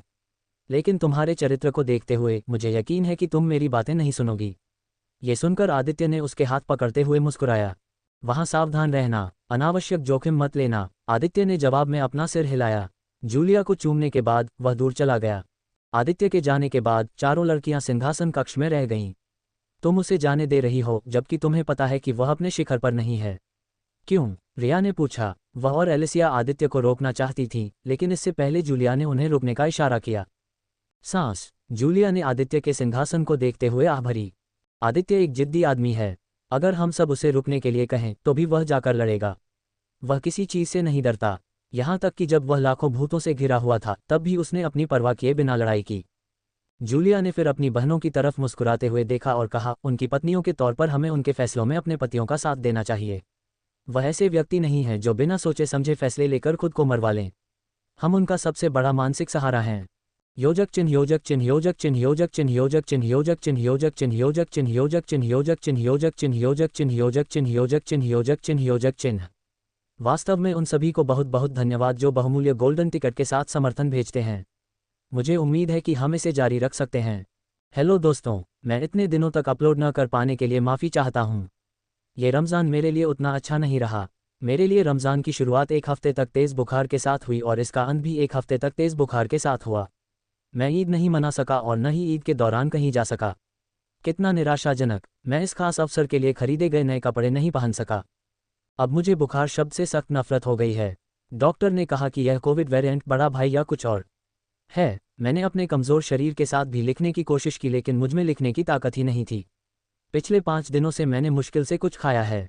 जो भी मुंह में डालता हूँ उल्टी कर देता हूँ। फिलहाल मैं ठीक हूँ। मैं नियमित रूप से अपलोड करने की कोशिश करूँगा। आपके धैर्य और समझ के लिए धन्यवाद। पब फ्यूचर द्वारा विज्ञापन। संपर्क टॉस साइट मैप दान करें। मेनू दिखाओ। उपन्यास ऑनलाइन पूरा पढ़ें। उपन्यास बिन। उपन्यास ड्रैगन मोनार्क सिस्टम अध्याय 346 पूर्वी सीमा एक रहस्यमय वसंत साम्राज्य। ड्रैगन मोनार्क सिस्टम 346 पूर्वी सीमा एक रहस्यमय वसंत साम्राज्य। पब फ्यूचर द्वारा विज्ञापन। इको डोमिनियन साम्राज्य की राजधानी में। इको डोमिनियन साम्राज्य की राजधानी बहुरंगी रोशनी और शोर से गुलजार थी। राजधानी में 3.4 मिलियन से अधिक लोग रहते हैं। राजधानी को इको डोमिनियन साम्राज्य के उन शहरों में से एक कहा जाता था जो कभी नहीं सोते। रात के समय भी लोग पूरे शहर में घूमते, शराब पीते, पार्टी करते और काम करते देखे जा सकते हैं। हालांकि सामान्य समय के विपरीत जब राजधानी के आसपास शांतिपूर्ण माहौल रहता है, इस समय पूरे शहर में माहौल तनावपूर्ण है और तनाव का माहौल है। पूरे शहर में सैनिकों की मार्चिंग की आवाज़ें सुनी जा सकती हैं। आज रात गोल्डलीफ सिटी की सड़कों पर लाखों सैनिकों ने कब्जा कर लिया है। ज़्यादातर दुकानें बंद हो गई हैं। आज रात ज्यादातर आम लोग घर पर ही रहे। कुछ लोग युद्ध से डरे हुए थे, कुछ लोग पूरे साम्राज्य को कार्रवाई में देखने के लिए उत्साहित थे, क्योंकि इको डोमिनियन साम्राज्य को युद्ध में भाग लेते हुए काफी समय हो गया था। मार्च। गोल्डलीफ सिटी के नागरिकों ने लाखों सैनिकों को राजधानी से जाते हुए देखा। कुछ लोगों ने सैनिकों को सलामी दी, ये जानते हुए भी कि कुछ सैनिक शायद कभी वापस न लौटें। लाखों सैनिकों को शहर से बाहर निकलते देख दो लोगों का एक परिवार अपनी बालकनी से सब कुछ देख रहा था। सैनिकों को हथियार लेकर शहर से बाहर जाते देख अपनी माँ के बगल में खड़ा छोटा बच्चा उत्सुकता से भर गया और उसने पूछा, माँ, वे कहाँ जा रहे हैं? 7 साल के छोटे लड़के ने पूछा। ये बहादुर लोग बुरे लोगों से लड़ेंगे और हमारे घर की रक्षा करेंगे। लड़के की माँ ने कठोर मुस्कान के साथ जवाब दिया, माँ, क्या वे हीरो हैं? लड़के ने मासूमियत से पूछा। उसे सिखाया गया था कि हीरो वे बहादुर लोग होते हैं जो बुरे लोगों से लड़ते हैं। पब फ्यूचर द्वारा विज्ञापन। हाँ, वे हीरो हैं, माँ ने चेहरे पर एक उदास मुस्कान के साथ उत्तर दिया। इस महिला के पिता एक सैनिक थे जो ड्यूटी के दौरान मारे गए। उनके पति भी लगभग 5 महीने पहले सेना में शामिल हुए थे। वह बस अपने दिल में प्रार्थना कर रही थी कि उसके पति को फ्रंटलाइन पर न भेजा जाए। उसने अपने पति के सुरक्षित घर लौटने की प्रार्थना की। योजक चिन्ह। योजक चिन्ह। गोल्डलीफ सिटी के बाहर इको डोमिनियन साम्राज्य का सम्राट शहर की दीवारों पर खड़ा था और अपने सैनिकों को शहर के बाहर इकट्ठा होते देख रहा था। ये युद्ध बहुत ही भयंकर होने वाला था। वह आदित्य पर भरोसा करके अपने पूरे साम्राज्य को खतरे में डाल रहा था। डेक्स्टन को अपने फैसले पर पछतावा नहीं था। वह ऑरिकल एलायंस द्वारा प्रताड़ित किए जाने से थक चुका था। महाराज, स्टारिन साम्राज्य ने तीनों मोर्चे पर 500,000 सैनिक भेजे हैं। 500,000 सैनिकों में से 10,000 शक्तिशाली ड्रैगनियन और ड्रैगन योद्धा हैं, जबकि महामहिम ने हेफेस्ट साम्राज्य में लगभग 250,000 सैनिक भेजे हैं। ये सुनकर डेक्स्टन ने आश्चर्य से अपना सिर हिलाया। आदित्य ने उन्हें बताया कि वह लगभग 5 लाख सैनिक भेजने वाला था, लेकिन उसने अपने वादे से ज्यादा सैनिक भेजे हैं। इसके अलावा महामहिम ने एक संदेश भेजा है कि वह व्यक्तिगत रूप से अग्रिम मोर्चे पर शामिल होंगे। यदि अतिरिक्त सुदृढ़ीकरण की आवश्यकता होती है तो स्टारिन साम्राज्य अधिक सैनिक भेजेगा। अब सब कुछ उनकी पहली लड़ाई पर निर्भर करता है। मैं समझ गया। डेक्स्टन को उम्मीद नहीं थी कि आदित्य युद्ध में शामिल होगा। मीटिंग के दौरान भी आदित्य ने उन्हें कभी नहीं बताया कि वह इतनी जल्दी फ्रंटलाइन में शामिल हो जाएगा। डेक्स्टन को उम्मीद थी कि आदित्य पहले इंतजार करेगा और फ्रंटलाइन में शामिल होने का फैसला करने से पहले दूसरे पक्ष की सैन्य शक्ति का परीक्षण करेगा। युद्ध में आमतौर पर पहले कुछ लड़ाइयां एक दूसरे की शक्तियों को परखने के लिए लड़ी जाती हैं, लेकिन ऐसा लगता है कि आदित्य शुरू से ही दुश्मनों पर पूरी ताकत से हमला करने की योजना बना रहा था। यदि वह अग्रिम मोर्चे पर लड़ने जा रहा है तो मैं इको डोमिनियन साम्राज्य का सम्राट होने के नाते कैसे पीछे रहकर अपने महल में आराम कर सकता हूं, जबकि वह और लाखों अन्य सैनिक अग्रिम मोर्चे पर लड़ रहे होंगे। महाराज, आपका मतलब यह नहीं है? पब फ्यूचर द्वारा विज्ञापन। हाँ, मैं भी अग्रिम पंक्ति में जा रहा हूं, डेक्स्टन ने उत्साहित मुस्कान के साथ कहा। भूत प्रेतों के आक्रमण के दौरान डेक्स्टन ने स्टारिन सम्राट को अग्रिम पंक्ति में लड़ते देखा था। उस समय आदित्य ने डेक्स्टन के मन में एक बड़ी छाप छोड़ी थी, और अब जब वह मजबूत हो गया था तो वह दिव्य ड्रैगन को कार्रवाई में देखने के लिए उत्साहित था। इस बार वह पूरी घटना को अपनी आंखों के सामने देखना चाहता था। ये सुनकर प्रधानमंत्री ने गहरी सांस ली और उन्हें फिर से सिर दर्द होने लगा। चूंकि सम्राट अग्रिम मोर्चे पर जा रहे हैं, इसलिए कई चीज़ों की तैयारी करनी होगी। प्रधानमंत्री के तौर पर उन्हें डेक्स्टन की सुरक्षा, उसके आराम, उसके भोजन, आश्रय और अन्य सभी बुनियादी जरूरतों के बारे में चिंता करनी होगी। इन सभी की तैयारी में समय लगता है। महाराज, क्या हमें दोनों बुजुर्गों को अपने साथ लाना चाहिए? प्रधानमंत्री ने पूछा। दोनों बुजुर्ग 5वें क्रम के साधक थे जो महल में ही रहे और इको डोमिनियन साम्राज्य की रक्षा की। बहुत कम ही बार ये दोनों बुजुर्ग दिखाई देते थे। कोई ज़रूरत नहीं है। उन दोनों को पीछे रहकर राजधानी की रक्षा करनी चाहिए। अगर राजधानी गिर गई तो पूरा इको डोमिनियन साम्राज्य कुछ ही समय में गिर जाएगा। राजधानी एक साम्राज्य का मूल है, इसलिए राजधानी की सुरक्षा सुनिश्चित की जानी चाहिए। महाराज, मेरा सुझाव है कि आप अपने साथ कम से कम एक बुजुर्ग को लेकर आएं। प्रधानमंत्री सम्राट की सुरक्षा के बारे में चिंतित थे और चाहते थे कि कम से कम एक बुजुर्ग उनके साथ अग्रिम पंक्ति में आए। कौन जानता है कि दुश्मन किस तरह के राक्षसों को अग्रिम पंक्ति में भेज सकता है। सम्राट की सुरक्षा प्रधानमंत्री की सबसे बड़ी चिंता थी। अज्ञात के सामने उन्हें लगा कि उनके साथ एक बुजुर्ग को लेकर आना बेहतर और सुरक्षित होगा। डेक्स्टन अपने प्रधानमंत्री को देखकर नाराज हो गया। वह जानता है कि उसका प्रधानमंत्री उसे तब तक परेशान करना बंद नहीं करेगा जब तक कि वह अपने साथ 5वें क्रम का साधक न ले आए। बुजुर्गों को ले जाने के बजाय किसी युवा को ले आओ। बुजुर्ग डेक्स्टन और उसके पिता से भी ज्यादा उम्र के थे, जिनकी मृत्यु बहुत पहले हो चुकी थी। उसे लगा कि बूढ़ों को परेशान करने के बजाय युद्ध के मैदान में युवा खून को लाना बेहतर होगा। सांस। प्रधानमंत्री ने हार मानकर सिर हिलाया, लेकिन उन्हें अभी भी लगा कि दोनों में से किसी एक को लाना बेहतर विकल्प होता। ठीक है, योजक चिन्ह। योजक चिन्ह। दृश्य परिवर्तन अंडरस्कोर इको डोमिनियन साम्राज्य को तीन तरफ से खुद का बचाव करना पड़ा। इको डोमिनियन साम्राज्य के लिए यह एक दुर्भाग्यपूर्ण स्थिति है। ऑरेकल एलायंस के सदस्यों ने इसे तीन दिशाओं से घेर लिया था।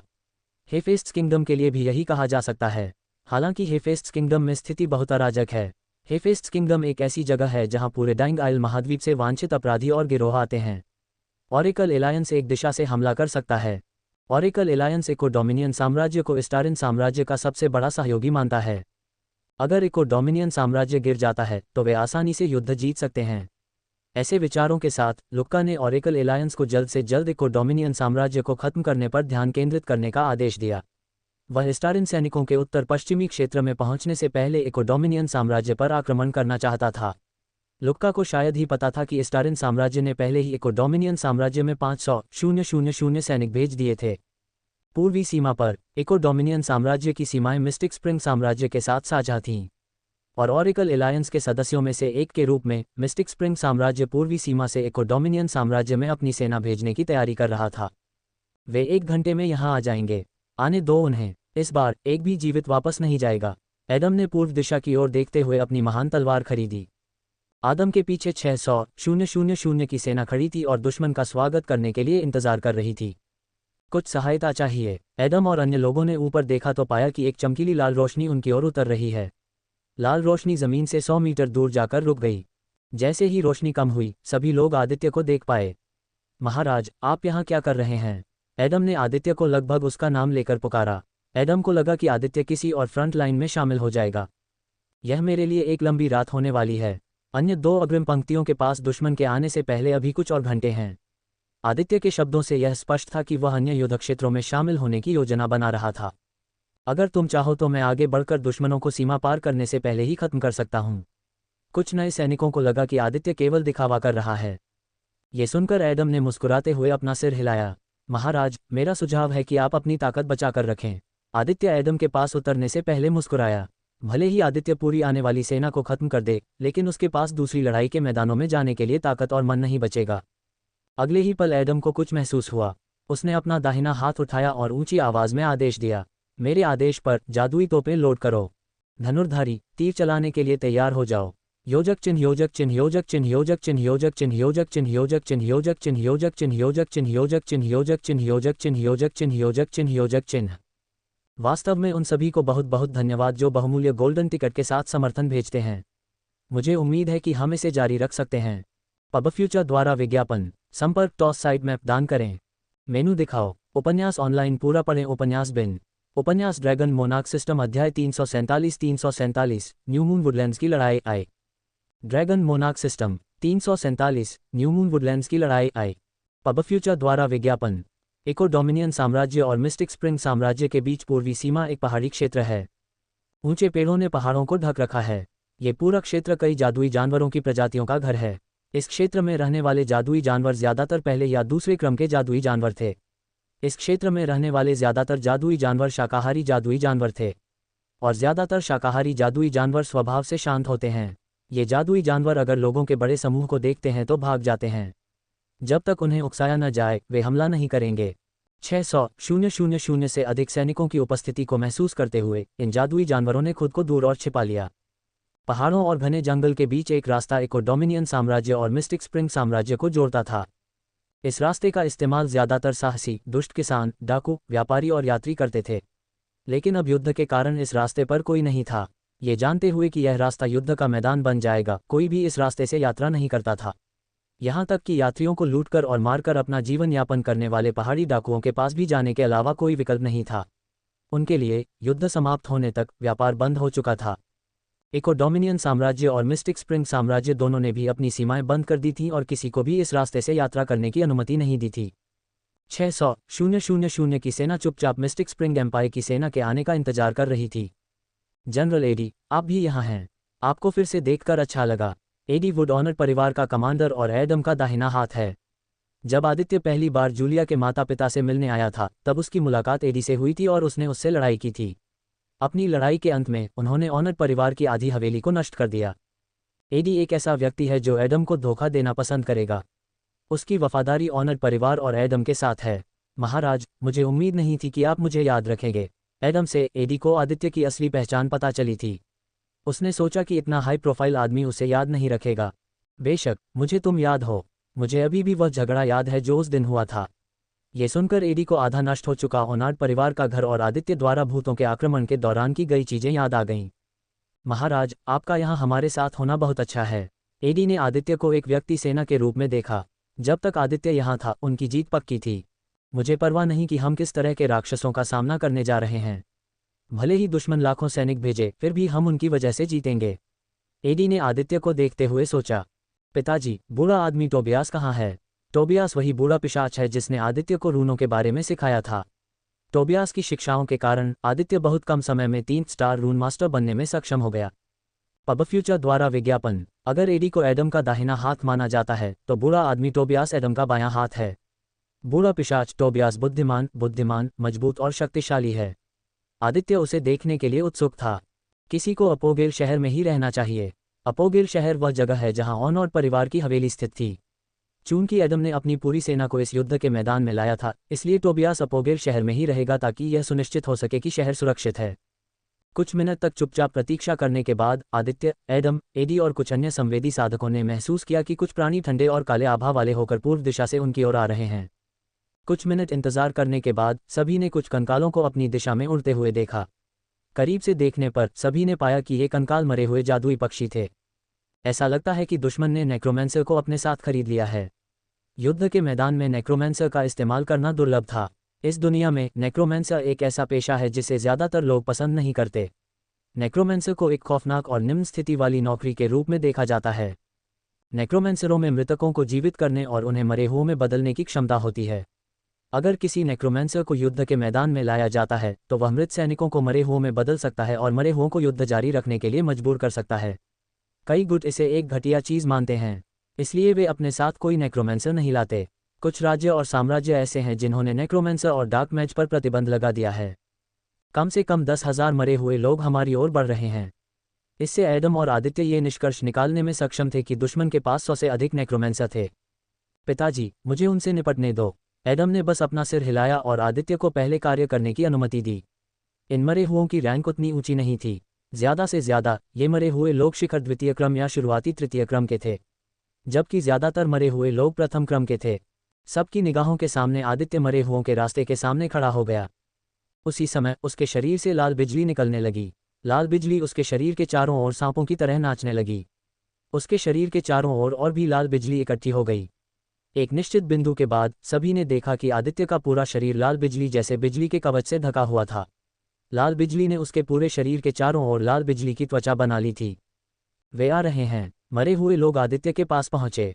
मरे हुए लोग अपने सामने मौजूद खतरे को भांपने में विफल रहे। जैसे ही वे लोग आदित्य के 50 मीटर के दायरे में आए, उसने अपनी उंगलियां चटका दीं। पब फ्यूचर द्वारा विज्ञापन। स्नैप। अगले ही पल भयंकर लाल बिजली कड़कने की आवाज़ें सुनाई देने लगीं। आदित्य के शरीर से लाल बिजली के सांप निकले और मरे हुओं पर हमला करने लगे। धमाका, धमाका, धमाका। जब भी क्रिम्सन लाइटनिंग सांप किसी मरे हुए व्यक्ति के शरीर को छूते थे तो मरे हुए व्यक्ति के शरीर तुरंत गुब्बारे की तरह फट जाते थे। जब क्रिम्सन लाइटनिंग स्नैक तेजी से मरे हुओं को नष्ट कर रहे थे, आदित्य को दुश्मन के भीतर एक शक्तिशाली उपस्थिति का एहसास हुआ। उसने जो आभा महसूस की वह एक शक्तिशाली शिखर 5वें क्रम के साधक की थी। उसने जो आभा महसूस की वह ठंडी, हिंसक और खून की प्यासी थी। ऐसा लग रहा था मानो आभा खून की तलाश कर रही हो। मुझे लगता है अब मुझे भी गंभीर हो जाना चाहिए। डिंग। स्टॉर्म मार्शल क्लास का निष्क्रिय बूस्ट सक्रिय हो गया है। मेज़बान का मान अस्थायी रूप से 50% बढ़ गया है। बिजली और हवा प्रकार के हमलों की शक्ति 50% बढ़ गई है। आपकी चपलता 300 जोड़ बढ़ गई है। तूफान उड़ान। बिजली कवच। Crimson lightning dash. डिंग। आपने स्टॉर्म फ्लाइट को सक्रिय कर दिया है। तूफान के कारण स्टॉर्म फ्लाइट से मिलने वाली चपलता दोगुनी हो गई है। आपने 200 जोड़ चपलता अंक प्राप्त कर लिए हैं। डिंग। आपने लाइटनिंग आर्मर सक्रिय कर लिया है। आपकी रक्षा बढ़ गई है। आपने 100 जोड़ ताकत प्राप्त कर ली है। डिंग। आपने क्रिम्सन लाइटनिंग डैश को सक्रिय कर दिया है। प्रति सेकंड 20 जोड़ मैना का उपभोग करके आपने 200 जोड़ चपलता अंक प्राप्त किए हैं। आदित्य ने इन्फर्नो ओवरड्राइव और ड्रैगन ट्रांसफॉर्मेशन का उपयोग करने से खुद को रोकने का फैसला किया। उसे लगा कि एक ही समय में उन 2 किलों को सक्रिय करना एक अतिशयोक्ति होगी। अब जब वह पीक 3 ऑर्डर पर पहुंच गया है तो उन 2 कौशलों को सक्रिय किए बिना भी वह किसी भी पीक 5वें ऑर्डर कल्टीवेटर से निपट सकता है। जब तक दुश्मन के पास मिड छठे ऑर्डर पावरहाउस के आंकड़े न हो, आदित्य को चिंता करने की कोई बात नहीं है। और इस महाद्वीप में स्वर्ग के नियम के कारण छठे क्रम के साधक के लिए भी अपनी मूल शक्तियों को बरकरार रखना असंभव है। एडम, एडी और अन्य लोगों ने महसूस किया कि आदित्य के इर्द गिर्द की आभा हर बीतते सेकंड के साथ मजबूत होती जा रही है। ये देखकर आदित्य को यकीन हो गया कि आदित्य ने दुश्मन सैनिकों में एक मजबूत उपस्थिति को महसूस किया होगा। आज हम सब अपने बच्चों, अपने परिवार, अपनी पत्नियों, अपने माता पिता, अपने जन्मस्थान और अपनी मातृभूमि की रक्षा के लिए यहाँ आए हैं। यह एक दुर्भाग्यपूर्ण तथ्य है कि हम इस युद्ध को लड़कर ही शांति प्राप्त कर सकते हैं। तारों भरे आकाश के नीचे हम बिना किसी डर के अपने दुश्मनों का सामना करेंगे। मृत्यु को अपना मित्र बनाकर हम इस युद्ध के मैदान में अमर हो जाएंगे। अब अपनी तलवारें, भाले और धनुष उठाओ और मेरे पीछे युद्ध के मैदान में आओ। एडम के भाषण ने उसके पीछे खड़े हर सैनिक को प्रभावित किया। उसके जोशीले शब्दों को सुनकर उनका खून खौल उठा, और आदित्य को मरे हुओं को नष्ट करते देखकर सैनिकों को वह साहस नहीं मिला जिसकी उन्हें जरूरत थी।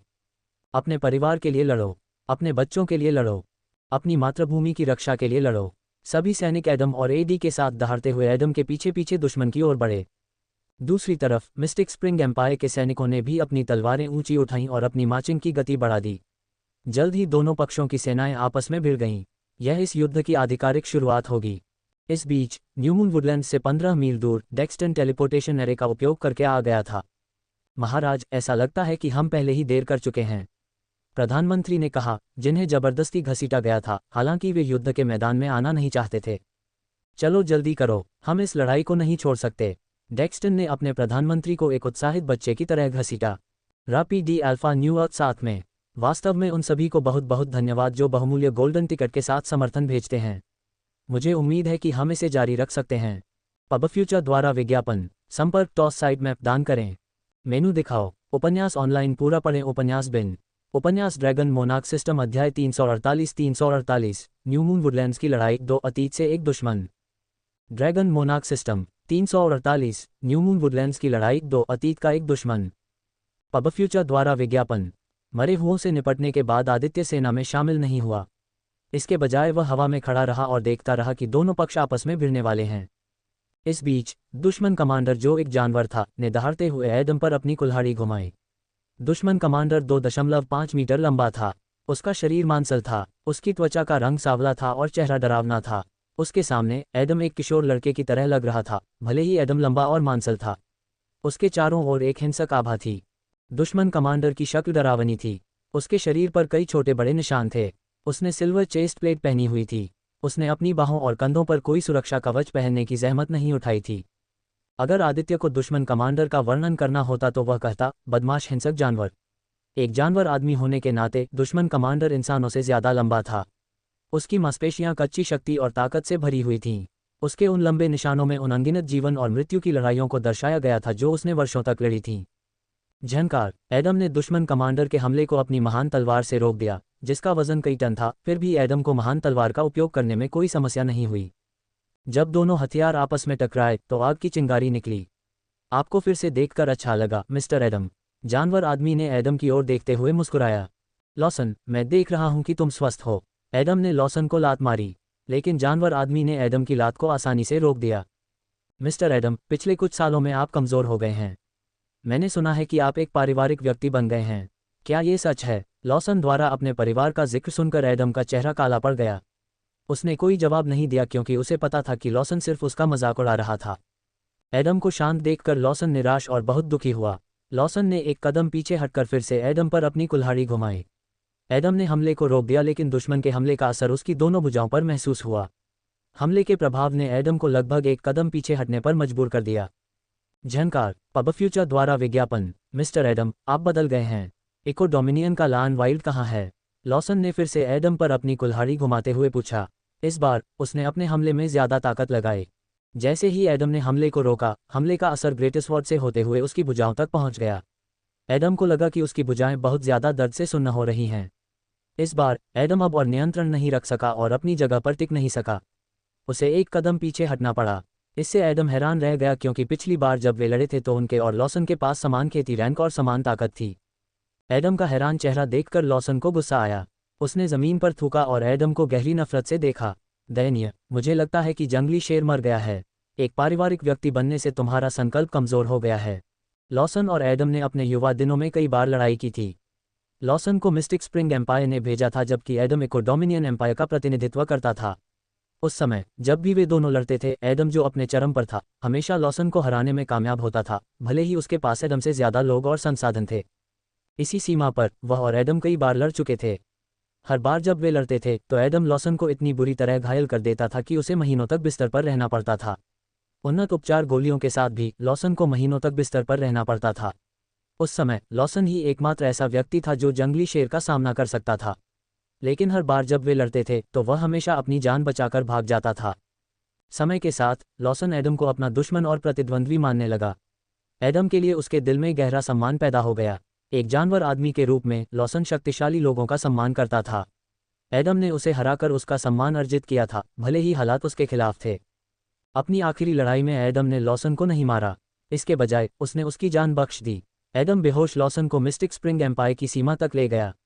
अगर एडम ने ऐसा नहीं किया होता तो लॉसन या तो खून बहने से मर जाता या फिर उसे कुछ जंगली जादुई जानवर खा जाते। हालांकि ये वही है जिससे लॉसन नफरत करता था। एक जानवर आदमी के रूप में लॉसन ने अपना पूरा जीवन एक योद्धा के रूप में जिया। लॉसन को कभी भी परिवार और दोस्तों की जरूरत नहीं पड़ी। उनका जीवन प्रशिक्षण और प्रशिक्षण से भरा था। एक योद्धा के रूप में लॉसन का मानना था कि एडम को मारना, जो उसका दुश्मन और उसका सबसे बड़ा प्रतिद्वंद्वी है, अगले जीवन में आगे बढ़ने का सबसे अच्छा तरीका होगा। लेकिन उसने जंगली शेर से दया दिखाने की उम्मीद नहीं की थी। लॉसन को यह बात बहुत बुरी लगती थी जब भी लोग उस पर दया करते थे। उसे लगता था कि लोग उसे नीची नज़र से देखते हैं। सालों बाद, करीब 2 दशक बाद, लॉसन आखिरी बार एडम का सामना करने के लिए पूरी तरह से तैयार होकर यहाँ आया था। लॉसन अपने सबसे बड़े प्रतिद्वंद्वी से बहुत निराश था, लेकिन यह वह एडम नहीं था जिसका सामना लॉसन करना चाहता था। यह एडम अपनी तीक्ष्णता खो चुका था। यह एडम जंग से भरा एक पुराना ब्लेड बन गया था। यह एडम सुस्त था और इसमें 2 दशक पहले वाले एडम जैसी लड़ने की भावना नहीं थी। लॉसन को यह बात नागवार गुजरी। उसने लगातार 2 दशकों तक सिर्फ इस पल के लिए खुद को प्रेरित किया। फिर भी उसका प्रतिद्वंद्वी अपने अतीत को छोड़कर एक पारिवारिक व्यक्ति बन गया था। इससे लॉसन को बहुत गुस्सा आया।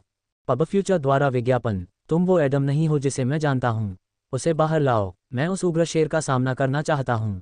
पागल मुस्कान के साथ लॉसन पागलों की तरह लग रहा था। उसने एडम की छाती पर लात मारी। एडम अपनी छाती के सामने अपनी तलवार रखकर हमले को रोकने में सक्षम था, लेकिन लॉसन के किक के प्रभाव से एडम उड़ गया। ईगल्स नॉव वन सम बैंग। एडम कुचलकर जमीन पर गिर पड़ा और दर्द से कराहने लगा। टक्कर से उसके नीचे की जमीन मकड़ी के जाले की तरह फट गई और एक छोटा गड्ढा बन गया। बिना यह महसूस किए कि एडम के मुंह से खून की कुछ बूंदें निकलकर जमीन पर गिर गईं। एडम को लगा कि हमले से उसकी सारी पसलियां लगभग टूट गई हैं। वह और भी मजबूत हो गया है। हालांकि दोनों की साधना एक ही श्रेणी में थी। जबकि लॉसन नियमित रूप से अपने शरीर को प्रशिक्षित करता था, एडम ने अपने शरीर को किसी भी तरह के प्रशिक्षण से वंचित रखा था। शारीरिक प्रशिक्षण सभी साधकों के लिए महत्वपूर्ण है। लॉसन एक जानवर आदमी होने के नाते अपनी ताकत पर एक बढ़त रखता था। बिना किसी खेती के एक औसत इंसान की तुलना में बिना किसी खेती के एक औसत जानवर आदमी अधिक मजबूत था। जानवर आदमी मूल रूप से आधे जानवर और आधे इंसान थे। यही वजह है कि लॉसन के हमले इतने घातक और शक्तिशाली थे। एडम ने अपना सिर उठाया और लॉसन की ओर देखा जो उससे 110 मीटर दूर था। अपने दाहिने कंधे पर बड़ी काली कुल्हाड़ी उठाए लॉसन धीरे धीरे एडम की दिशा में चल रहा था। कुछ सैनिकों ने दुश्मन के कमांडर को बिना किसी सुरक्षा के चलते देखा। सैनिकों ने दुश्मन के कमांडर को मारने की कोशिश की जिससे इस लड़ाई का अंत उनकी जीत के साथ हो जाए। लेकिन इससे पहले कि सैनिक लॉसन पर हमला कर पाते, आसमान से तीरों की बारिश होने लगी। पीछे मुड़कर देखें तो लॉसन के पीछे जादुई घोड़ों पर सवार 50 तीरंदाज लॉसन को किसी भी तरह के छिपे हुए हमले से बचा रहे थे। जब भी कोई दुश्मन सैनिक लॉसन के करीब आता, ये तीरंदाज तीर चलाकर सैनिकों को मार गिराते। लॉर्ड एडम, क्या आप ठीक हैं? कुछ सैनिकों ने लड़ाई रोक दी और एडम को खड़ा होने में मदद करने के लिए आगे आए।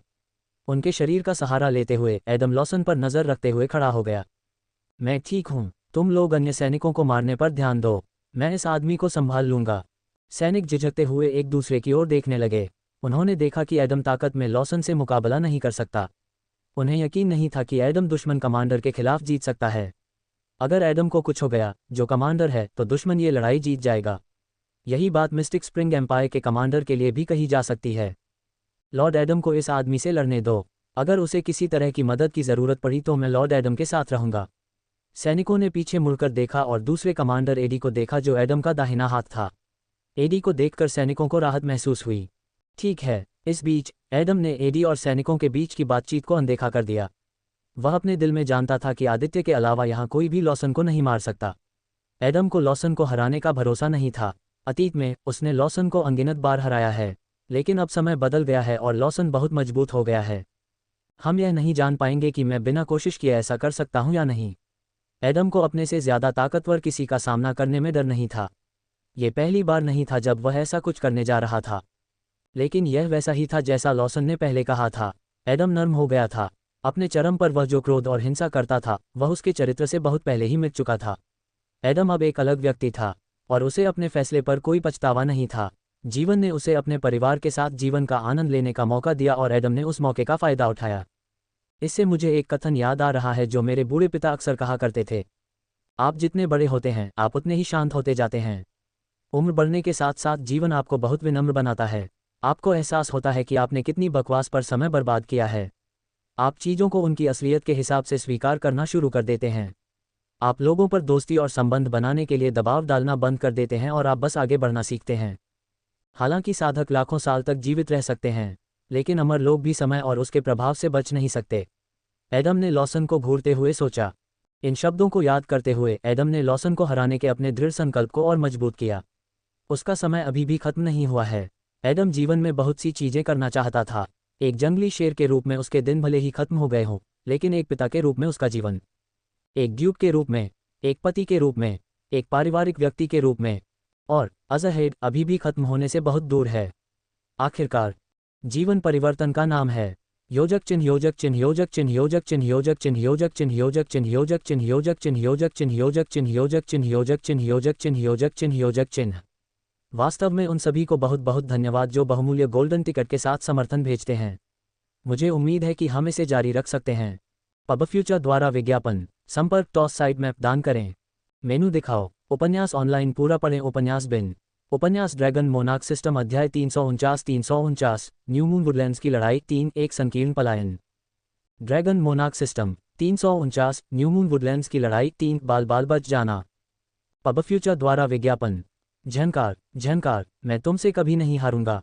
ये कहते हुए लॉसन ने एडम पर एक विशाल भारी कुल्हाड़ी फेंकी। एडम की महान तलवार की तरह विशाल काली कुल्हाड़ी का वजन टनों में था और लॉसन को युद्ध के मैदान में इस भारी हथियार का उपयोग करने में कोई समस्या नहीं थी। एडम जानता था कि भले ही उसने अपनी तलवार से हमले को रोक दिया हो, लेकिन वह हमले से घायल हो जाएगा, इसलिए वह दाईं ओर चला गया और हमले से बचने का फैसला किया। अतीत का आदम लड़ाई से पीछे हटने वाला नहीं है। ये कहते हुए लॉसन ने अपनी काली कुल्हाड़ी अपनी ओर खींची। कुल्हाड़ी के हैंडल से एक पतली लगभग अदृश्य जंजीर जुड़ी हुई थी। जंजीर का दूसरा सिरा लॉसन के बाएं हाथ के चारों ओर लिपटा हुआ था। जंजीर को पकड़कर उसने अपनी कुल्हाड़ी पीछे खींची। समय लोगों को बदल देता है। मैं भी बदल गया हूँ। अगर तुम भी खुद को बदल लेते तो मुझे खुशी होती, लेकिन अपने आप को देखो, तुम अब भी वैसे ही दिखते हो। तुम्हारा व्यक्तित्व अब भी वैसा ही है। तुम में ज़रा भी बदलाव नहीं आया है। लॉसन ने हैंडल के अंत में लगी चेन का उपयोग करके विशाल कुल्हाड़ी को घुमाना शुरू कर दिया। विशाल कुल्हाड़ी को घुमाते समय उसने एडम को ठंडे अंदाज में देखा और जवाब दिया, मुझे बदलने की ज़रूरत नहीं है। अगर मेरा बदलाव मुझे कमज़ोर बना देगा जैसा कि उसने तुम्हें किया है, तो मैं अपनी पूरी ज़िंदगी एक जैसा ही रहना पसंद करूंगा। लॉसन ने हमेशा एक योद्धा की तरह जीवन जिया है। ऐसा नहीं है कि वह बदलना नहीं चाहता था। बात बस इतनी है कि एक योद्धा जिसने अपना पूरा जीवन मजबूत बनने और अपने विरोधियों पर हावी होने के उद्देश्य से जिया है, उसने कभी लड़ाई और प्रशिक्षण से परे जीवन के बारे में नहीं जाना या सोचा ही नहीं। लॉसन को लगता है कि अगर वह अपनी जीवन शैली बदलेगा तो वह एडम की तरह ही कमज़ोर हो जाएगा। लॉसन को नहीं पता कि एडम ने अपनी ज़िंदगी बदलने के बाद कितनी खुशी पाई है। वह खुशी और शांति जो उसने पाई। लॉसन एडम के मौजूदा जीवन को बेकार समझता है। वह सोचता है कि मौज मस्ती और आनंद में डूबे रहना इंसान को कमज़ोर बनाता है। लॉसन ने कुल्हाड़ी एडम की ओर छोड़ी। विशालकाय काली कुल्हाड़ी बहुत तेज़ गति से एडम की ओर उड़ी। एडम समय रहते कुल्हाड़ी को चकमा देने में सफल रहा, लेकिन उसके पीछे लड़ रहे दो सैनिक इतने भाग्यशाली नहीं थे। काली कुल्हाड़ी उनके शरीर पर लगी। Eagle snail bang. अगले ही पल दोनों के शरीर कुचल दिए गए। वे मानव मांस के गोले में बदल गए। उनके सिर पानी के गुब्बारे की तरह फट गए और उनके शरीर मांस के पेस्ट में बदल गए। जिन लोगों ने ये देखा वे डर से कांप उठे। लॉसन के पक्ष के सैनिक भी उससे दूर चले गए। उन्हें डर था कि कहीं अगली बार उसकी कुल्हाड़ी उन पर न गिर पड़े। लॉसन को ये देखकर गुस्सा आ गया कि वह चूक गया है। उसने अपनी कुल्हाड़ी वापस खींच ली। जैसे ही कुल्हाड़ी लॉसन के हाथ में वापस आए, उसने अपने सिर के ऊपर एक छाया देखी। जैसे ही उसने ऊपर देखा, उसने एडम की बड़ी तलवार को उसे दो टुकड़ों में काटने के इरादे से उसकी ओर आते देखा। पब फ्यूचर द्वारा विज्ञापन। ये काफ़ी नहीं है मी एडम, मुझे मारने की मंशा का एहसास नहीं हो रहा है। पिछली बार तो आप हत्या की मंशा से भरे हुए थे। ये कहते हुए लॉसन ने अपना बायां हाथ अपने सिर के ऊपर रख लिया। उसके बाएं हाथ में बंधी जंजीरों ने हमले को रोक दिया। लॉसन को लगा कि उसका बायां हाथ प्रभाव से सुन्न हो रहा है। उसे यकीन था कि प्रभाव से उसके हाथ के कुछ हिस्से टूट गए थे, लेकिन उसके चेहरे पर कोई दर्द का भाव नहीं दिखा। इस तरह का दर्द कुछ भी नहीं है। लॉसन ने शांति से हमले को रोका, तभी उसके दाहिने हिस्से से एक छाया उसकी आंखों के सामने आई। इससे पहले कि वह कुछ कर पाता, छाया ने उसके चेहरे के दाहिने हिस्से पर मुक्का मारा और उसे उड़ा दिया। इससे पहले कि लॉसन जमीन पर गिर पाता, एडम ने अपनी कुल्हाड़ी से बंधी चेन पकड़ ली और लॉसन को अपनी ओर खींच लिया। लॉसन को लगा कि उसके शरीर को खींचा जा रहा है। इससे पहले कि वह प्रतिक्रिया कर पाता, एडम ने उसके पेट में लात मारी और उसे और अधिक बल से उड़ा दिया। टकराना। अगर लॉसन को चेन के जरिए कुल्हाड़ी से न जोड़ा जाता तो वह युद्ध के मैदान के दूसरी तरफ उड़ जाता। लॉसन कुचला गया और 10 मीटर दूर जमीन पर गिरा। उसने खांसते हुए मुंह से खून निकाला। लॉसन जब खड़ा हुआ तो उसकी आंखें एडम को तलाशने लगी, लेकिन उसे एडम कहीं नहीं मिला। मुझे ढूंढ रहे हैं। ये सुनकर लॉसन का पूरा शरीर डर से जम गया, क्योंकि एडम की ठंडी आवाज़ उसके बाएं कान तक पहुंची। लॉसन के प्रतिक्रिया करने से पहले एडम ने लॉसन को मारने के लिए अपनी बड़ी तलवार को सीधा घुमाया। जैसे ही ग्रेट स्वॉर्ड लॉसन को 2 टुकड़ों में काटने और उसका जीवन समाप्त करने वाला था, एक कंकाल शरीर लॉसन के सामने प्रकट हुआ और लॉसन के स्थान पर प्रहार को झेल लिया। टकराना। ये देखकर एडम खुश नहीं हुआ। कौन है ये? एडम ने पीछे हटते हुए पूछा। सर एडम, आपकी लड़ाई में दखल देने के लिए मैं आपसे माफ़ी चाहता हूँ।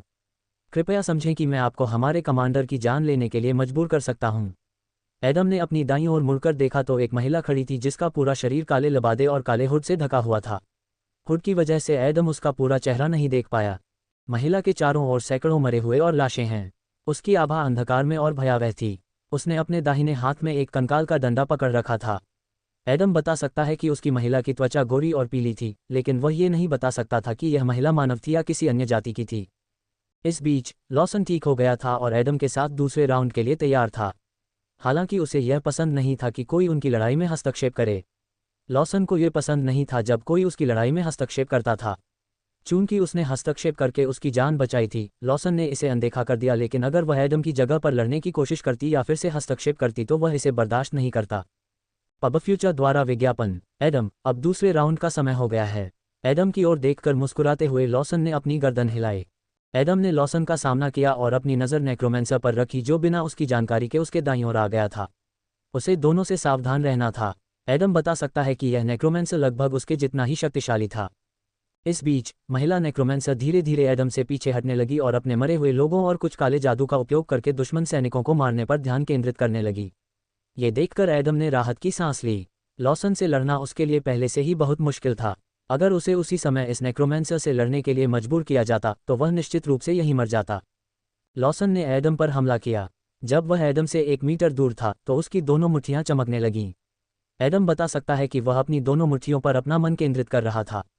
जानवर तकनीक संख्या 8, ज्वलंत मुट्ठी। अगले ही पल लॉसन की दोनों मुट्ठियां आग की लपटों में घिर गईं। आग की लपटों का लॉसन पर कोई असर नहीं हुआ। ये लो। लॉसन ने एडम को मुक्का मारा। एडम ने अपनी दोनों बाहें छाती पर टिका लीं और अपनी दाहिनी मुट्ठी को पकड़ लिया जो आग में डूबी हुई थी। टकराना। ओनार्ड परिवार का सिर पीछे की ओर धकेल दिया गया था, जबकि उसकी भुजाओं की त्वचा हल्की जल गई थी। अरे, ये बहुत दर्दनाक है। एडम ने लॉसन पर नज़र रखते हुए हाथ हिलाया। वह बता सकता था कि लॉसन हर गुजरते सेकंड के साथ गंभीर होता जा रहा था।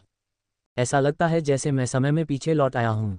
करीब 2 दशक पहले लॉसन ने एडम से इसी तकनीक का इस्तेमाल करके मुकाबला किया था। इतने सालों में कुछ भी नहीं बदला है। जानवर तकनीक नंबर 7, 2 शरहित टाइटन। लॉसन के शरीर के पीछे एक काले टाइटन की आकृति की एक भ्रामक छवि दिखाई दी। टाइटन 15 मीटर लंबा विशालकाय था। इसका पूरा शरीर काला था। इसके तीखे दांत और भेड़िए के पंजे थे। इसकी लाल आंखें चमक रही थीं। Flawless Titan. यह नया है। जब हम पहले लड़ते थे तब उसने इसका इस्तेमाल कभी नहीं किया। एडम लॉसन के पूरे शरीर को चमकता हुआ देखकर सतर्क हो गया। उसी समय उसने महसूस किया कि उसका आभामंडल तेजी से मजबूत हो रहा है। अच्छा काम किया, रूबी। लॉसन को बचाने के लिए उत्तर देने वाले नेक्रोमेंसर का नाम रूबी था। युद्ध के मैदान में मची अफरातफरी के बीच रूबी और उसके बगल में बैठा आदमी आराम से खड़े होकर छोटी छोटी बातें कर रहे थे। ऐसा लग रहा था जैसे उन्हें दुश्मन सैनिकों की कोई परवाह ही नहीं थी। उनका दिमाग पूरी तरह से चिंतामुक्त था। ऐसा इसलिए था क्योंकि उनके मरे हुए लोग भी वही काम कर रहे थे। मरे हुए लोग सैनिकों को खत्म कर रहे थे। जब भी मरे हुए लोगों की संख्या कम होने लगती, रूबी और दूसरे साथी नेक्रोमेंसर युद्ध के मैदान में पड़े मृत सैनिकों को मरे हुए लोगों में बदल देते। इस तरह ये दुष्चक्र जारी रहता। ऐसा नहीं है कि रूबी और दूसरे नेक्रोमेंसर हमेशा ऐसा करते रह सकते हैं। इस प्रक्रिया में बहुत ज़्यादा मैना खर्च होता था, और चून की लड़ाई अभी शुरू ही हुई थी, इसलिए उनमें से किसी को भी मैना खत्म होने की चिंता नहीं थी। रूबी की तरह ही इस युद्ध के मैदान पर मौजूद हर दूसरे नेक्रोमेंसर ने एक काला लबादा पहना हुआ था जो उनके पूरे शरीर को ढक रहा था और उनके चेहरे को हुड के नीचे छिपा रहा था। लॉसन के पक्ष में कोई भी नहीं जानता था कि रूबी और दूसरे नेक्रोमेंसर कैसे दिखते हैं। सैनिक नेक्रोमेंसरों से डरते थे और उनसे दूरी बनाए रखते थे। नेक्रोमेंसर सामाजिक रूप से भी इतने अच्छे नहीं थे, इसलिए वे सेना में दूसरों से भी दूरी बनाए रखते थे। ज़ावी, क्या तुमने अपना काम पूरा कर लिया है? रूबी ने लॉसन और एडम को देखते हुए पूछा। इस लड़ाई से पहले लॉसन ने उन्हें बहुत पहले ही चेतावनी दे दी थी कि वे उसके रास्ते में न आएं। यह उसकी लड़ाई थी और सिर्फ उसकी लड़ाई थी। लॉसन के एडम से लड़ने से किसी को कोई परेशानी नहीं थी। ऐसा नहीं है कि मिस्टिक स्प्रिंग एम्पायर की तरफ से किसी में लॉसन के खिलाफ जाने की हिम्मत या ताकत नहीं थी। दुर्भाग्य से नहीं, मेरा काम अभी पूरा नहीं हुआ है। एडी जितना मैंने शुरू में सोचा था उससे कहीं ज़्यादा शक्तिशाली साबित हो रहा है। उसे खत्म करने के लिए मुझे आपकी सहायता की ज़रूरत होगी। यहाँ आने से पहले लॉसन ने ज़ावी को, जो एक और शक्तिशाली नेक्रोमेंसर था, एडम के दाहिने हाथ एडी वुड को मारने का काम सौंपा था। लेकिन एडी लॉसन और अन्य लोगों की अपेक्षा से कहीं ज़्यादा शक्तिशाली साबित हो रहा है। रूबी ने एडी की तरफ देखा तो उसने पाया कि वह आसानी से ज़ावी के मरे हुए लोगों को नष्ट कर रहा है। क्या तुम्हें किसी मदद की ज़रूरत है? रूबी जानती थी कि ज़ावी तब तक उसके पास नहीं आएगा जब तक उसे किसी मदद की ज़रूरत न हो। वह छोटी छोटी बातें करने वाला व्यक्ति नहीं था। नेक्रोमेंसरों को खासतौर पर सामाजिक मेलजोल पसंद नहीं था। वे शांत जगह पर रहना और चुपचाप काम करना पसंद करते थे। कुछ नेक्रोमेंसर केवल तभी बोलते थे जब बहुत ज़रूरी होता था। सांस, कृपया इस बार मेरी मदद करें। ज़ावी को रूबी से मदद मांगने में शर्म महसूस हुई। हालांकि वे दोनों एक दूसरे को जानते थे और पहले भी साथ काम कर चुके थे, लेकिन ज़ावी को रूबी से मदद मांगने में बहुत शर्म महसूस हुई क्योंकि रूबी उसकी जूनियर थी। फिर भी वह इतनी प्रतिभाशाली है कि इतने कम समय में ही उसके बराबर मजबूत बन सकती है। तुम्हें पता है कि मैंने इस महीने में तुम्हारी 2 बार मदद की है। तुम मुझे कब पैसे दोगे? नेक्रोमेंसर समुदाय में कोई भी एक दूसरे की मुफ्त में मदद नहीं करेगा। स्वाभाविक रूप से ज़ावी को मदद पाने के बदले में कुछ देना होगा। सांस, तुम क्या चाहते हो? ज़ावी ने पीछे देखते हुए पूछा। एडी ने लगभग अपने सभी मरे हुओं को नष्ट कर दिया था। ये देखकर उसका दिल दुख रहा था। इन मरे हुओं को पालने में उसे सालों लग जाएंगे। उसकी सालों की मेहनत गोभी की तरह कट रही थी। पिछली बार तुमने मुझे 100 मन पत्थर देने का वादा किया था। इस बार मैं चाहता हूं कि तुम मुझे अपना सबसे शक्तिशाली काला मंत्र दो। क्या ये तो बहुत ज़्यादा है? ज़ावी रूबी को इतनी कीमती चीज़ देने के लिए बिल्कुल भी तैयार नहीं था। आदित्य के विपरीत, जिसके पास हर बार एक नए क्रम पर पहुंचने पर अपने कौशल रैंक को अपग्रेड करने की प्रणाली थी, इस दुनिया के साधकों को उच्च क्रम कौशल खोजने और सीखने के लिए कड़ी मेहनत करनी पड़ती है। खासकर रूबी और ज़ावी जैसे नेक्रोमेंसर को अतिरिक्त मेहनत करनी पड़ती है क्योंकि उनके पास कोई समर्थन नहीं है। उनके पास लाइब्रेरी तक पहुंच नहीं थी जहां से वे जो भी कौशल सीखना चाहते थे उसे सीख सकें। इसके बजाय उन्हें साम्राज्य से उच्च क्रम कौशल प्राप्त करने के लिए पर्याप्त योग्यता अंक अर्जित करने पड़ते थे। तो फिर भूल जाओ, मुझे यकीन है कि तुम एडी को हराने का कोई रास्ता खोज लोगे। मैं वहां जा रही हूं। रूबी ने दूर जाने का नाटक किया। ज़ेवी ने रूबी को रोकने से पहले एक पल के लिए अपने दांत पीस लिए। रुको, मैं सहमत हूं। अगर तुम मेरी मदद करने के लिए सहमत हो तो मैं तुम्हें अपनी चौथी order dark mist skill book दूंगा। हो गया। रूबी इस कौशल को सीखने के लिए उत्साहित थी। वह जो कौशल जानती थी वह तीसरे क्रम का डार्क मिस्ट कौशल था। वह पिछले कुछ समय से अपने डार्क मिस्ट कौशल को चौथे क्रम में अपग्रेड करना चाहती थी।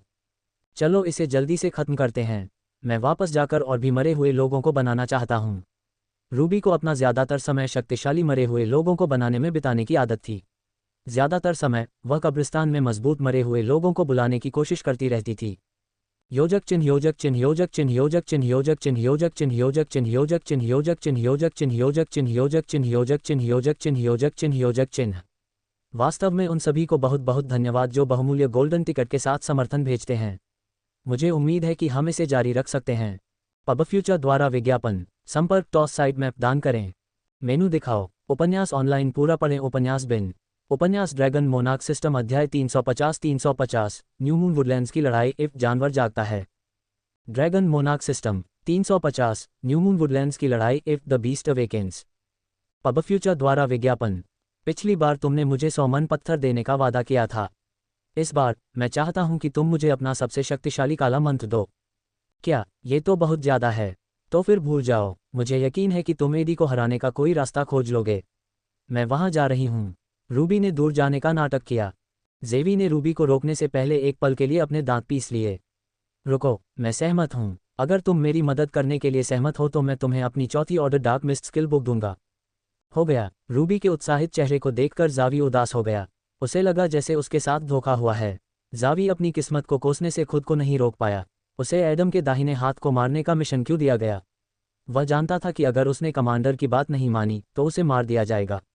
इससे कोई फर्क नहीं पड़ता कि कौन सही था और कौन गलत। उच्च अधिकारियों को इस बात से कोई फर्क नहीं पड़ता कि जावी जैसे 100 या 1000 लोग भी मारे गए। जावी का मानना था कि रूबी को यह मिशन दिया जाना चाहिए था। चलो इसे जल्दी से खत्म करते हैं। मैं वापस जाकर और अधिक मरे हुए लोगों का निर्माण करना चाहता हूँ। रूबी के बेपरवाह रवैये को देखकर जावी को गुस्सा आया। रूबी ने अपने हाथ में हड्डी का डंडा लहराकर एक ऐसा जादू किया जिसे हर नेक्रोमेंसर जानता है। मरे को बुलाना। रूबी के नीचे एक काला जादू का घेरा बन गया। गोल जादू का घेरा चमक रहा था। जादू का घेरा 5 मीटर बड़ा था। अगले ही सेकंड में 20 कंकाल जादुई घेरे से बाहर निकलने लगे।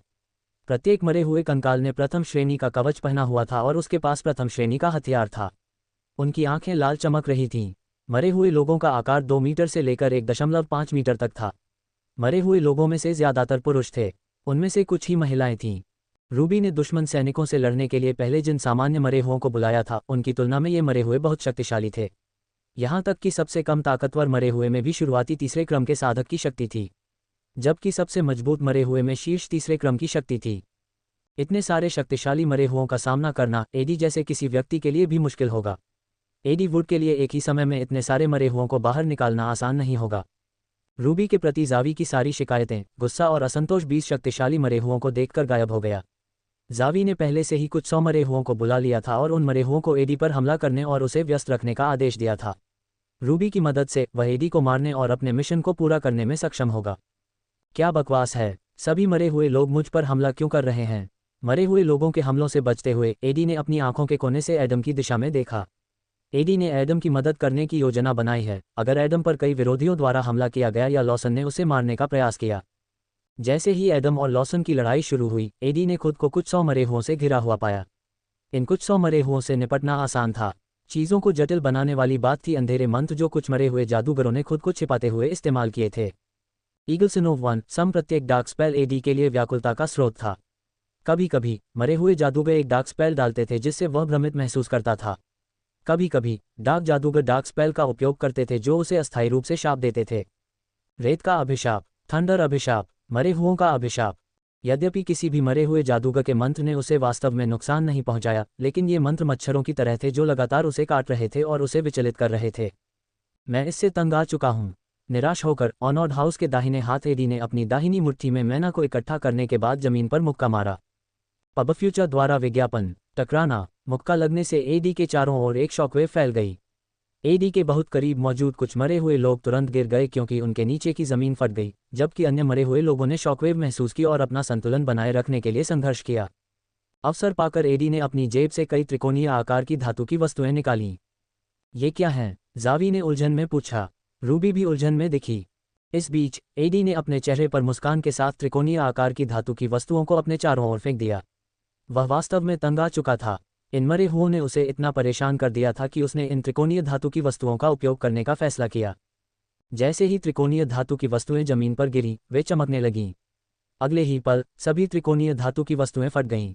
Boom boom! अचानक हुए विस्फोट ने रूबी, जावी और एडी के आसपास के मरे हुए लोगों को बिना किसी तैयारी के छोड़ दिया। विस्फोट इतने शक्तिशाली थे कि सभी कुछ 100 मरे हुए लोगों को नष्ट कर सकते थे, लेकिन ये किसी भी चौथे या तीसरे क्रम के साधकों को नुकसान पहुंचाने के लिए पर्याप्त नहीं था। एडी के इर्द गिर्द विस्फोट देखकर उसने राहत की सांस ली। वह अपनी शक्ति का इस्तेमाल मरे हुए लोगों से निपटने के लिए कर सकता था, लेकिन वह बहुत तंग आ चुका था। खास तौर पर उन मरे हुए जादूगरों ने उसे बहुत परेशान कर दिया था। ऐसा लगता है कि बूढ़े आदमी टोबियास ने जो विस्फोट धातुएं बनाई हैं वे पूरी तरह से काम करती हैं। दुख की बात है कि इन्हें बनाने की लागत और विस्फोट धातुओं की शक्ति इसके लायक नहीं है। एडी ने जो इस्तेमाल किया था वह प्रयोगात्मक उत्पादों के रूप में इस्तेमाल किया जाना था। जैसे ही एडी के चारों ओर का काला धुआं गायब हुआ, उसने महसूस किया कि लगभग 40 शक्तिशाली मरे हुए लोग फिर से उसे घेर रहे हैं। मुझे लगता है कि दुश्मन चाहे जो भी कीमत चुकानी पड़े मुझे मरवाना चाहता है। एडी ने मरे हुओं की सेना के पीछे जेवी और रूबी की उपस्थिति को महसूस करते हुए सोचा। हालांकि एडी एक चौथे क्रम का साधक है जो इतने सारे तीसरे क्रम के मरे हुए लोगों से घिरा हुआ है, वह नुकसान में था। अगर लड़ाई एक सामने की लड़ाई होती तो उसे चिंता नहीं होती, लेकिन मरे हुए लोगों की सेना में उन मरे हुए जादूगरों की मौजूदगी ने एडी के लिए मुश्किलें खड़ी कर दीं। पहले क्रम के मरे हुए जादूगर लगातार एडी के लिए परेशानी खड़ी करते थे और अपने निम्न स्तर के अंधेरे मंत्रों से उसे लगातार परेशान करते थे। अब चूंकि वहां तीसरे दर्जे के मरे हुए जादूगर थे, वे शक्तिशाली अंधकार मंत्रों का प्रयोग कर सकेंगे जो एडी को घायल कर सकते हैं या उसे इतने समय तक विचलित कर सकते हैं कि अन्य मरे हुए लोग उस पर घातक प्रहार कर सकें। तथापि चौथे क्रम का साधक ही होता है। ऐसा कोई तरीका नहीं है जिससे मैं तीसरे क्रम के मरे हुए लोगों के झुंड से हार जाऊं।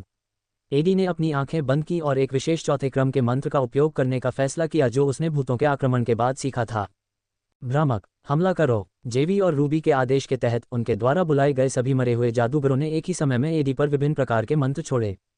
एडी को चकमा देते न देख जावी और रूबी मुस्कुराए और सोचा कि एडी की मौत पक्की हो गई है। ये देखकर जावी बहुत खुश हुआ, उसके चेहरे पर बड़ी मुस्कान थी। लेकिन जैसे ही मरे हुए जादूगरों के हमले एडी पर होने वाले थे, मानो एडी के चारों ओर एक अदृश्य रबर की दीवार खड़ी कर दी गई हो। हमलों ने अपना रास्ता बदल दिया और उन मरे हुए लोगों पर हमला कर दिया जिन्होंने एडी को घेर रखा था। पब फ्यूचर द्वारा विज्ञापन। बूम। ये देखकर रूबी और जावी दोनों के चेहरों की मुस्कान गायब हो गई और वे गहरी हैरानी से एडी को देखने लगे।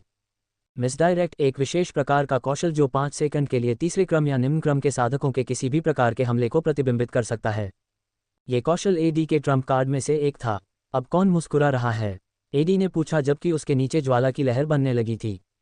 योजक चिन्ह। इस दौरान जानवर तकनीक नंबर 7 2 शरहित टाइटन। लॉसन के शरीर के पीछे एक काले टाइटन की आकृति की एक भ्रामक छवि दिखाई दी। टाइटन 15 मीटर लंबा विशालकाय था। इसका पूरा शरीर काला था। इसके तीखे दांत और भेड़िए के पंजे थे। इसकी लाल आंखें चमक रही थीं। Flawless Titan. यह नया है। जब हम पहले लड़ते थे तब उसने इसका इस्तेमाल कभी नहीं किया। एडम लॉसन के पूरे शरीर को चमकता हुआ देखकर सतर्क हो गया। उसी समय उसने महसूस किया कि उसका आभामंडल तेजी से मजबूत हो रहा है। कुछ सेकंड बाद काले टाइटन आकृति की भ्रामक छवि गायब हो गई, लेकिन लॉसन की आभा वैसी ही बनी रही। एडम, यह अंत है। मैं तुम्हें मार डालूंगा। इस समय एडम को ऐसा लगा जैसे लॉसन वाकई एक जंगली जानवर बन गया है। वह एक ऐसा व्यक्ति बन गया है जिसने अपनी समझदारी को त्याग दिया है और अपने जंगली स्वभाव को अपना लिया है। वर्तमान लॉसन का सामना करते हुए एडम बहुत सतर्क दिखाई दिया और लॉसन पर अंधाधुंध हमला नहीं किया। हालांकि वह बता सकता है कि उस कौशल का उपयोग करने के बाद लॉसन बहुत अधिक शक्तिशाली हो गया था, लेकिन उसे यकीन नहीं था कि इस समय लॉसन कितना मजबूत हो गया था। ये देखकर लॉसन ने एडम की ओर उपहासपूर्वक देखा। एडम, तुम सचमुच पागल हो गए हो। तुमने खुद को खो दिया है। अतीत के एडम को तुम पर शर्म आएगी। लेकिन एडम ने उसके ताना मारने वाले शब्दों पर कोई प्रतिक्रिया नहीं दी। चूंकि तुम्हें अपने परिवार की इतनी परवाह है, इसलिए शायद तुम्हें मारने के बाद मैं तुम्हें भी मार डालूंगा, प्रिय पत्नी। आपके पिछले बच्चे और उन सभी लोगों को नष्ट कर दोगे जिन्हें तुम प्यार करते हो। मानो ये शब्द एडम के लिए आखिरी धक्का थे। लॉसन की बातें सुनकर ड्यूक एडम का शरीर कांपने लगा। उसका शरीर डर की वजह से नहीं कांप रहा था, बल्कि उसका शरीर शुद्ध क्रोध से कांप रहा था। लॉसन के शब्दों ने एडम की संवेदनशील नस को छू लिया था। कोई भी, यहाँ तक कि इको डोमिनियन साम्राज्य के सम्राट या अन्य साम्राज्यों के सम्राट ने भी एडम को उसके परिवार का उपयोग करके धमकाने की हिम्मत नहीं की। सभी को पता था कि यही उसकी अंतिम सीमा थी। जब बात उसकी पत्नी और उसके बच्चों की आती थी तो वह इसे बर्दाश्त नहीं करता था। उसके शब्दों ने शांत शेर को सफलतापूर्वक क्रोधित कर दिया था। सोया हुआ शेर आखिरकार जाग गया था। बूम। एडी ने अभी अभी मरे हुओं से निपटना समाप्त किया था और अब 2 नेक्रोमेंसरों का शिकार करने में अपना समय लगा रहा था। अचानक उसे हत्या की तीव्र इच्छा महसूस हुई। हत्या की यह इच्छा इतनी हिंसक और दम घोंटने वाली थी कि एडी को सांस लेने में कठिनाई हो रही थी, भले ही वह चौथे क्रम का साधक था। ये केवल एडी ही नहीं था जो इस हत्या की मंशा का अनुभव कर रहा था। दोनों पक्षों के सैनिकों ने इस हत्या की मंशा को महसूस किया। चाहे वह ड्रैगनियन हो या नेक्रोमेंसर या दोनों पक्षों के उप कमांडर, सभी को हत्या की मंशा के कारण रुकना पड़ा। धमाका। क्या हो रहा है? मैं सांस नहीं ले पा रहा हूँ। कोई मुझे बचाओ। दोनों पक्षों के लगभग आधे सैनिक तुरंत जमीन पर गिर पड़े क्योंकि वे एडम की हत्या की मंशा का सामना नहीं कर सके। कुछ कमजोर सैनिक तो बेहोश भी हो गए। एडी ने अपने मालिक की तरफ देखा। एडम से घना लाल कोहरा निकल रहा था। एडम के चारों ओर की धुंध इतनी घनी थी कि एडी अब एडम या लॉसन को नहीं देख पा रहा था। मास्टर, एडी ने एडम के हिंसक पक्ष को देखा था। भूत के आक्रमण के दौरान भी एडम ने कभी अपनी भावनाओं पर नियंत्रण नहीं खोया, लेकिन अब ऐसा लगता है कि किसी ने सोए हुए जानवर को जगाने में कामयाबी हासिल कर ली है। एडी को लॉसन पर दया आ गई क्योंकि उसे पता था कि आगे क्या होने वाला है। जबकि युद्ध के मैदान में हर कोई एडम की हत्या की मंशा के कारण भयभीत या उत्पीड़ित महसूस कर रहा था, एक व्यक्ति ऐसा था जो ये देखकर बेहद खुश था। हा, यही है मिस्टर एडम। मैं इसी का इंतजार कर रहा था। असली एडम वापस आ गया है। हालांकि लॉसन की खुशी ज्यादा देर तक नहीं टिक सकी, क्योंकि अगले ही पल ज्वाला से बना एक विशाल पंजा उसके शरीर पर लगा और उसे तोप के गोले की तरह उड़ा दिया। नरक की आग का पंजा। बूम! लॉसन को युद्ध के मैदान के दूसरी तरफ उड़ते हुए भेजा गया। हमला इतना तेज था कि लॉसन को इसका पता भी नहीं चला। चांदी की चीट प्लेट पिघलनी शुरू हो गई थी। लॉसन जब क्रेटर से उठा तो एडम पहले ही उसके सामने आ चुका था। लॉसन, आज मैं तुम्हारे शरीर को चीर कर रख दूंगा। मैं तब तक नहीं रुकूंगा जब तक तुम्हारे शरीर का एक एक हिस्सा मेरे हाथों से न फाड़ दिया जाए। ये कहते हुए एडम ने लॉसन का बायां पैर पकड़ लिया और लॉसन को हवा में उछाल दिया। लॉसन ने जब अपनी आंखें खोलीं तो उसने खुद को हवा में उड़ता हुआ पाया।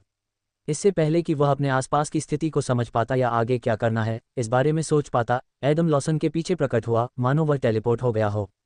जब एडम की उपस्थिति को महसूस करके लॉसन ने पलट कर देखा तो उसके चेहरे पर मुक्का मारकर उसका स्वागत किया गया। बूम! इस मुक्का ने लॉसन को वापस जमीन पर गिरा दिया। लॉसन जमीन पर गिर गया, जिससे उसके नीचे एक और बड़ा गड्ढा बन गया। लॉसन को लगा कि उसका पूरा शरीर टूट रहा है। उसका पूरा शरीर असहनीय दर्द में था। हालांकि दर्द के बावजूद वह जल्दी से खड़ा हुआ और एडम को देखा, जो उससे 20 मीटर दूर खड़ा था। एडम के नीचे मिस्टिक स्प्रिंग एम्पायर के सैनिकों की लाशें थीं। लॉसन के सामने जो एडम था वह पहले से बिल्कुल अलग था। वह पूरी तरह बदल चुका था। उसके चेहरे पर कोई भावना नहीं थी। उसका चेहरा स्थिर था। उसके शरीर से लगातार लाल धुंध निकल रही थी। योजक चिन्ह, योजक चिन्ह, योजक चिन्ह, योजक चिन्ह, योजक चिन्ह, योजक चिन्ह, योजक चिन्ह, योजक चिन्ह, योजक चिन्ह, योजक चिन्ह, योजक चिन्ह, योजक चिन्ह, योजक चिन्ह, योजक चिन्ह, योजक चिन्ह, योजक चिन्ह। वास्तव में उन सभी को बहुत बहुत धन्यवाद जो बहुमूल्य गोल्डन टिकट के साथ समर्थन भेजते हैं। मुझे उम्मीद है कि हम इसे जारी रख सकते हैं। पब फ्यूचर द्वारा विज्ञापन। संपर्क टॉस साइट मैप दान करें।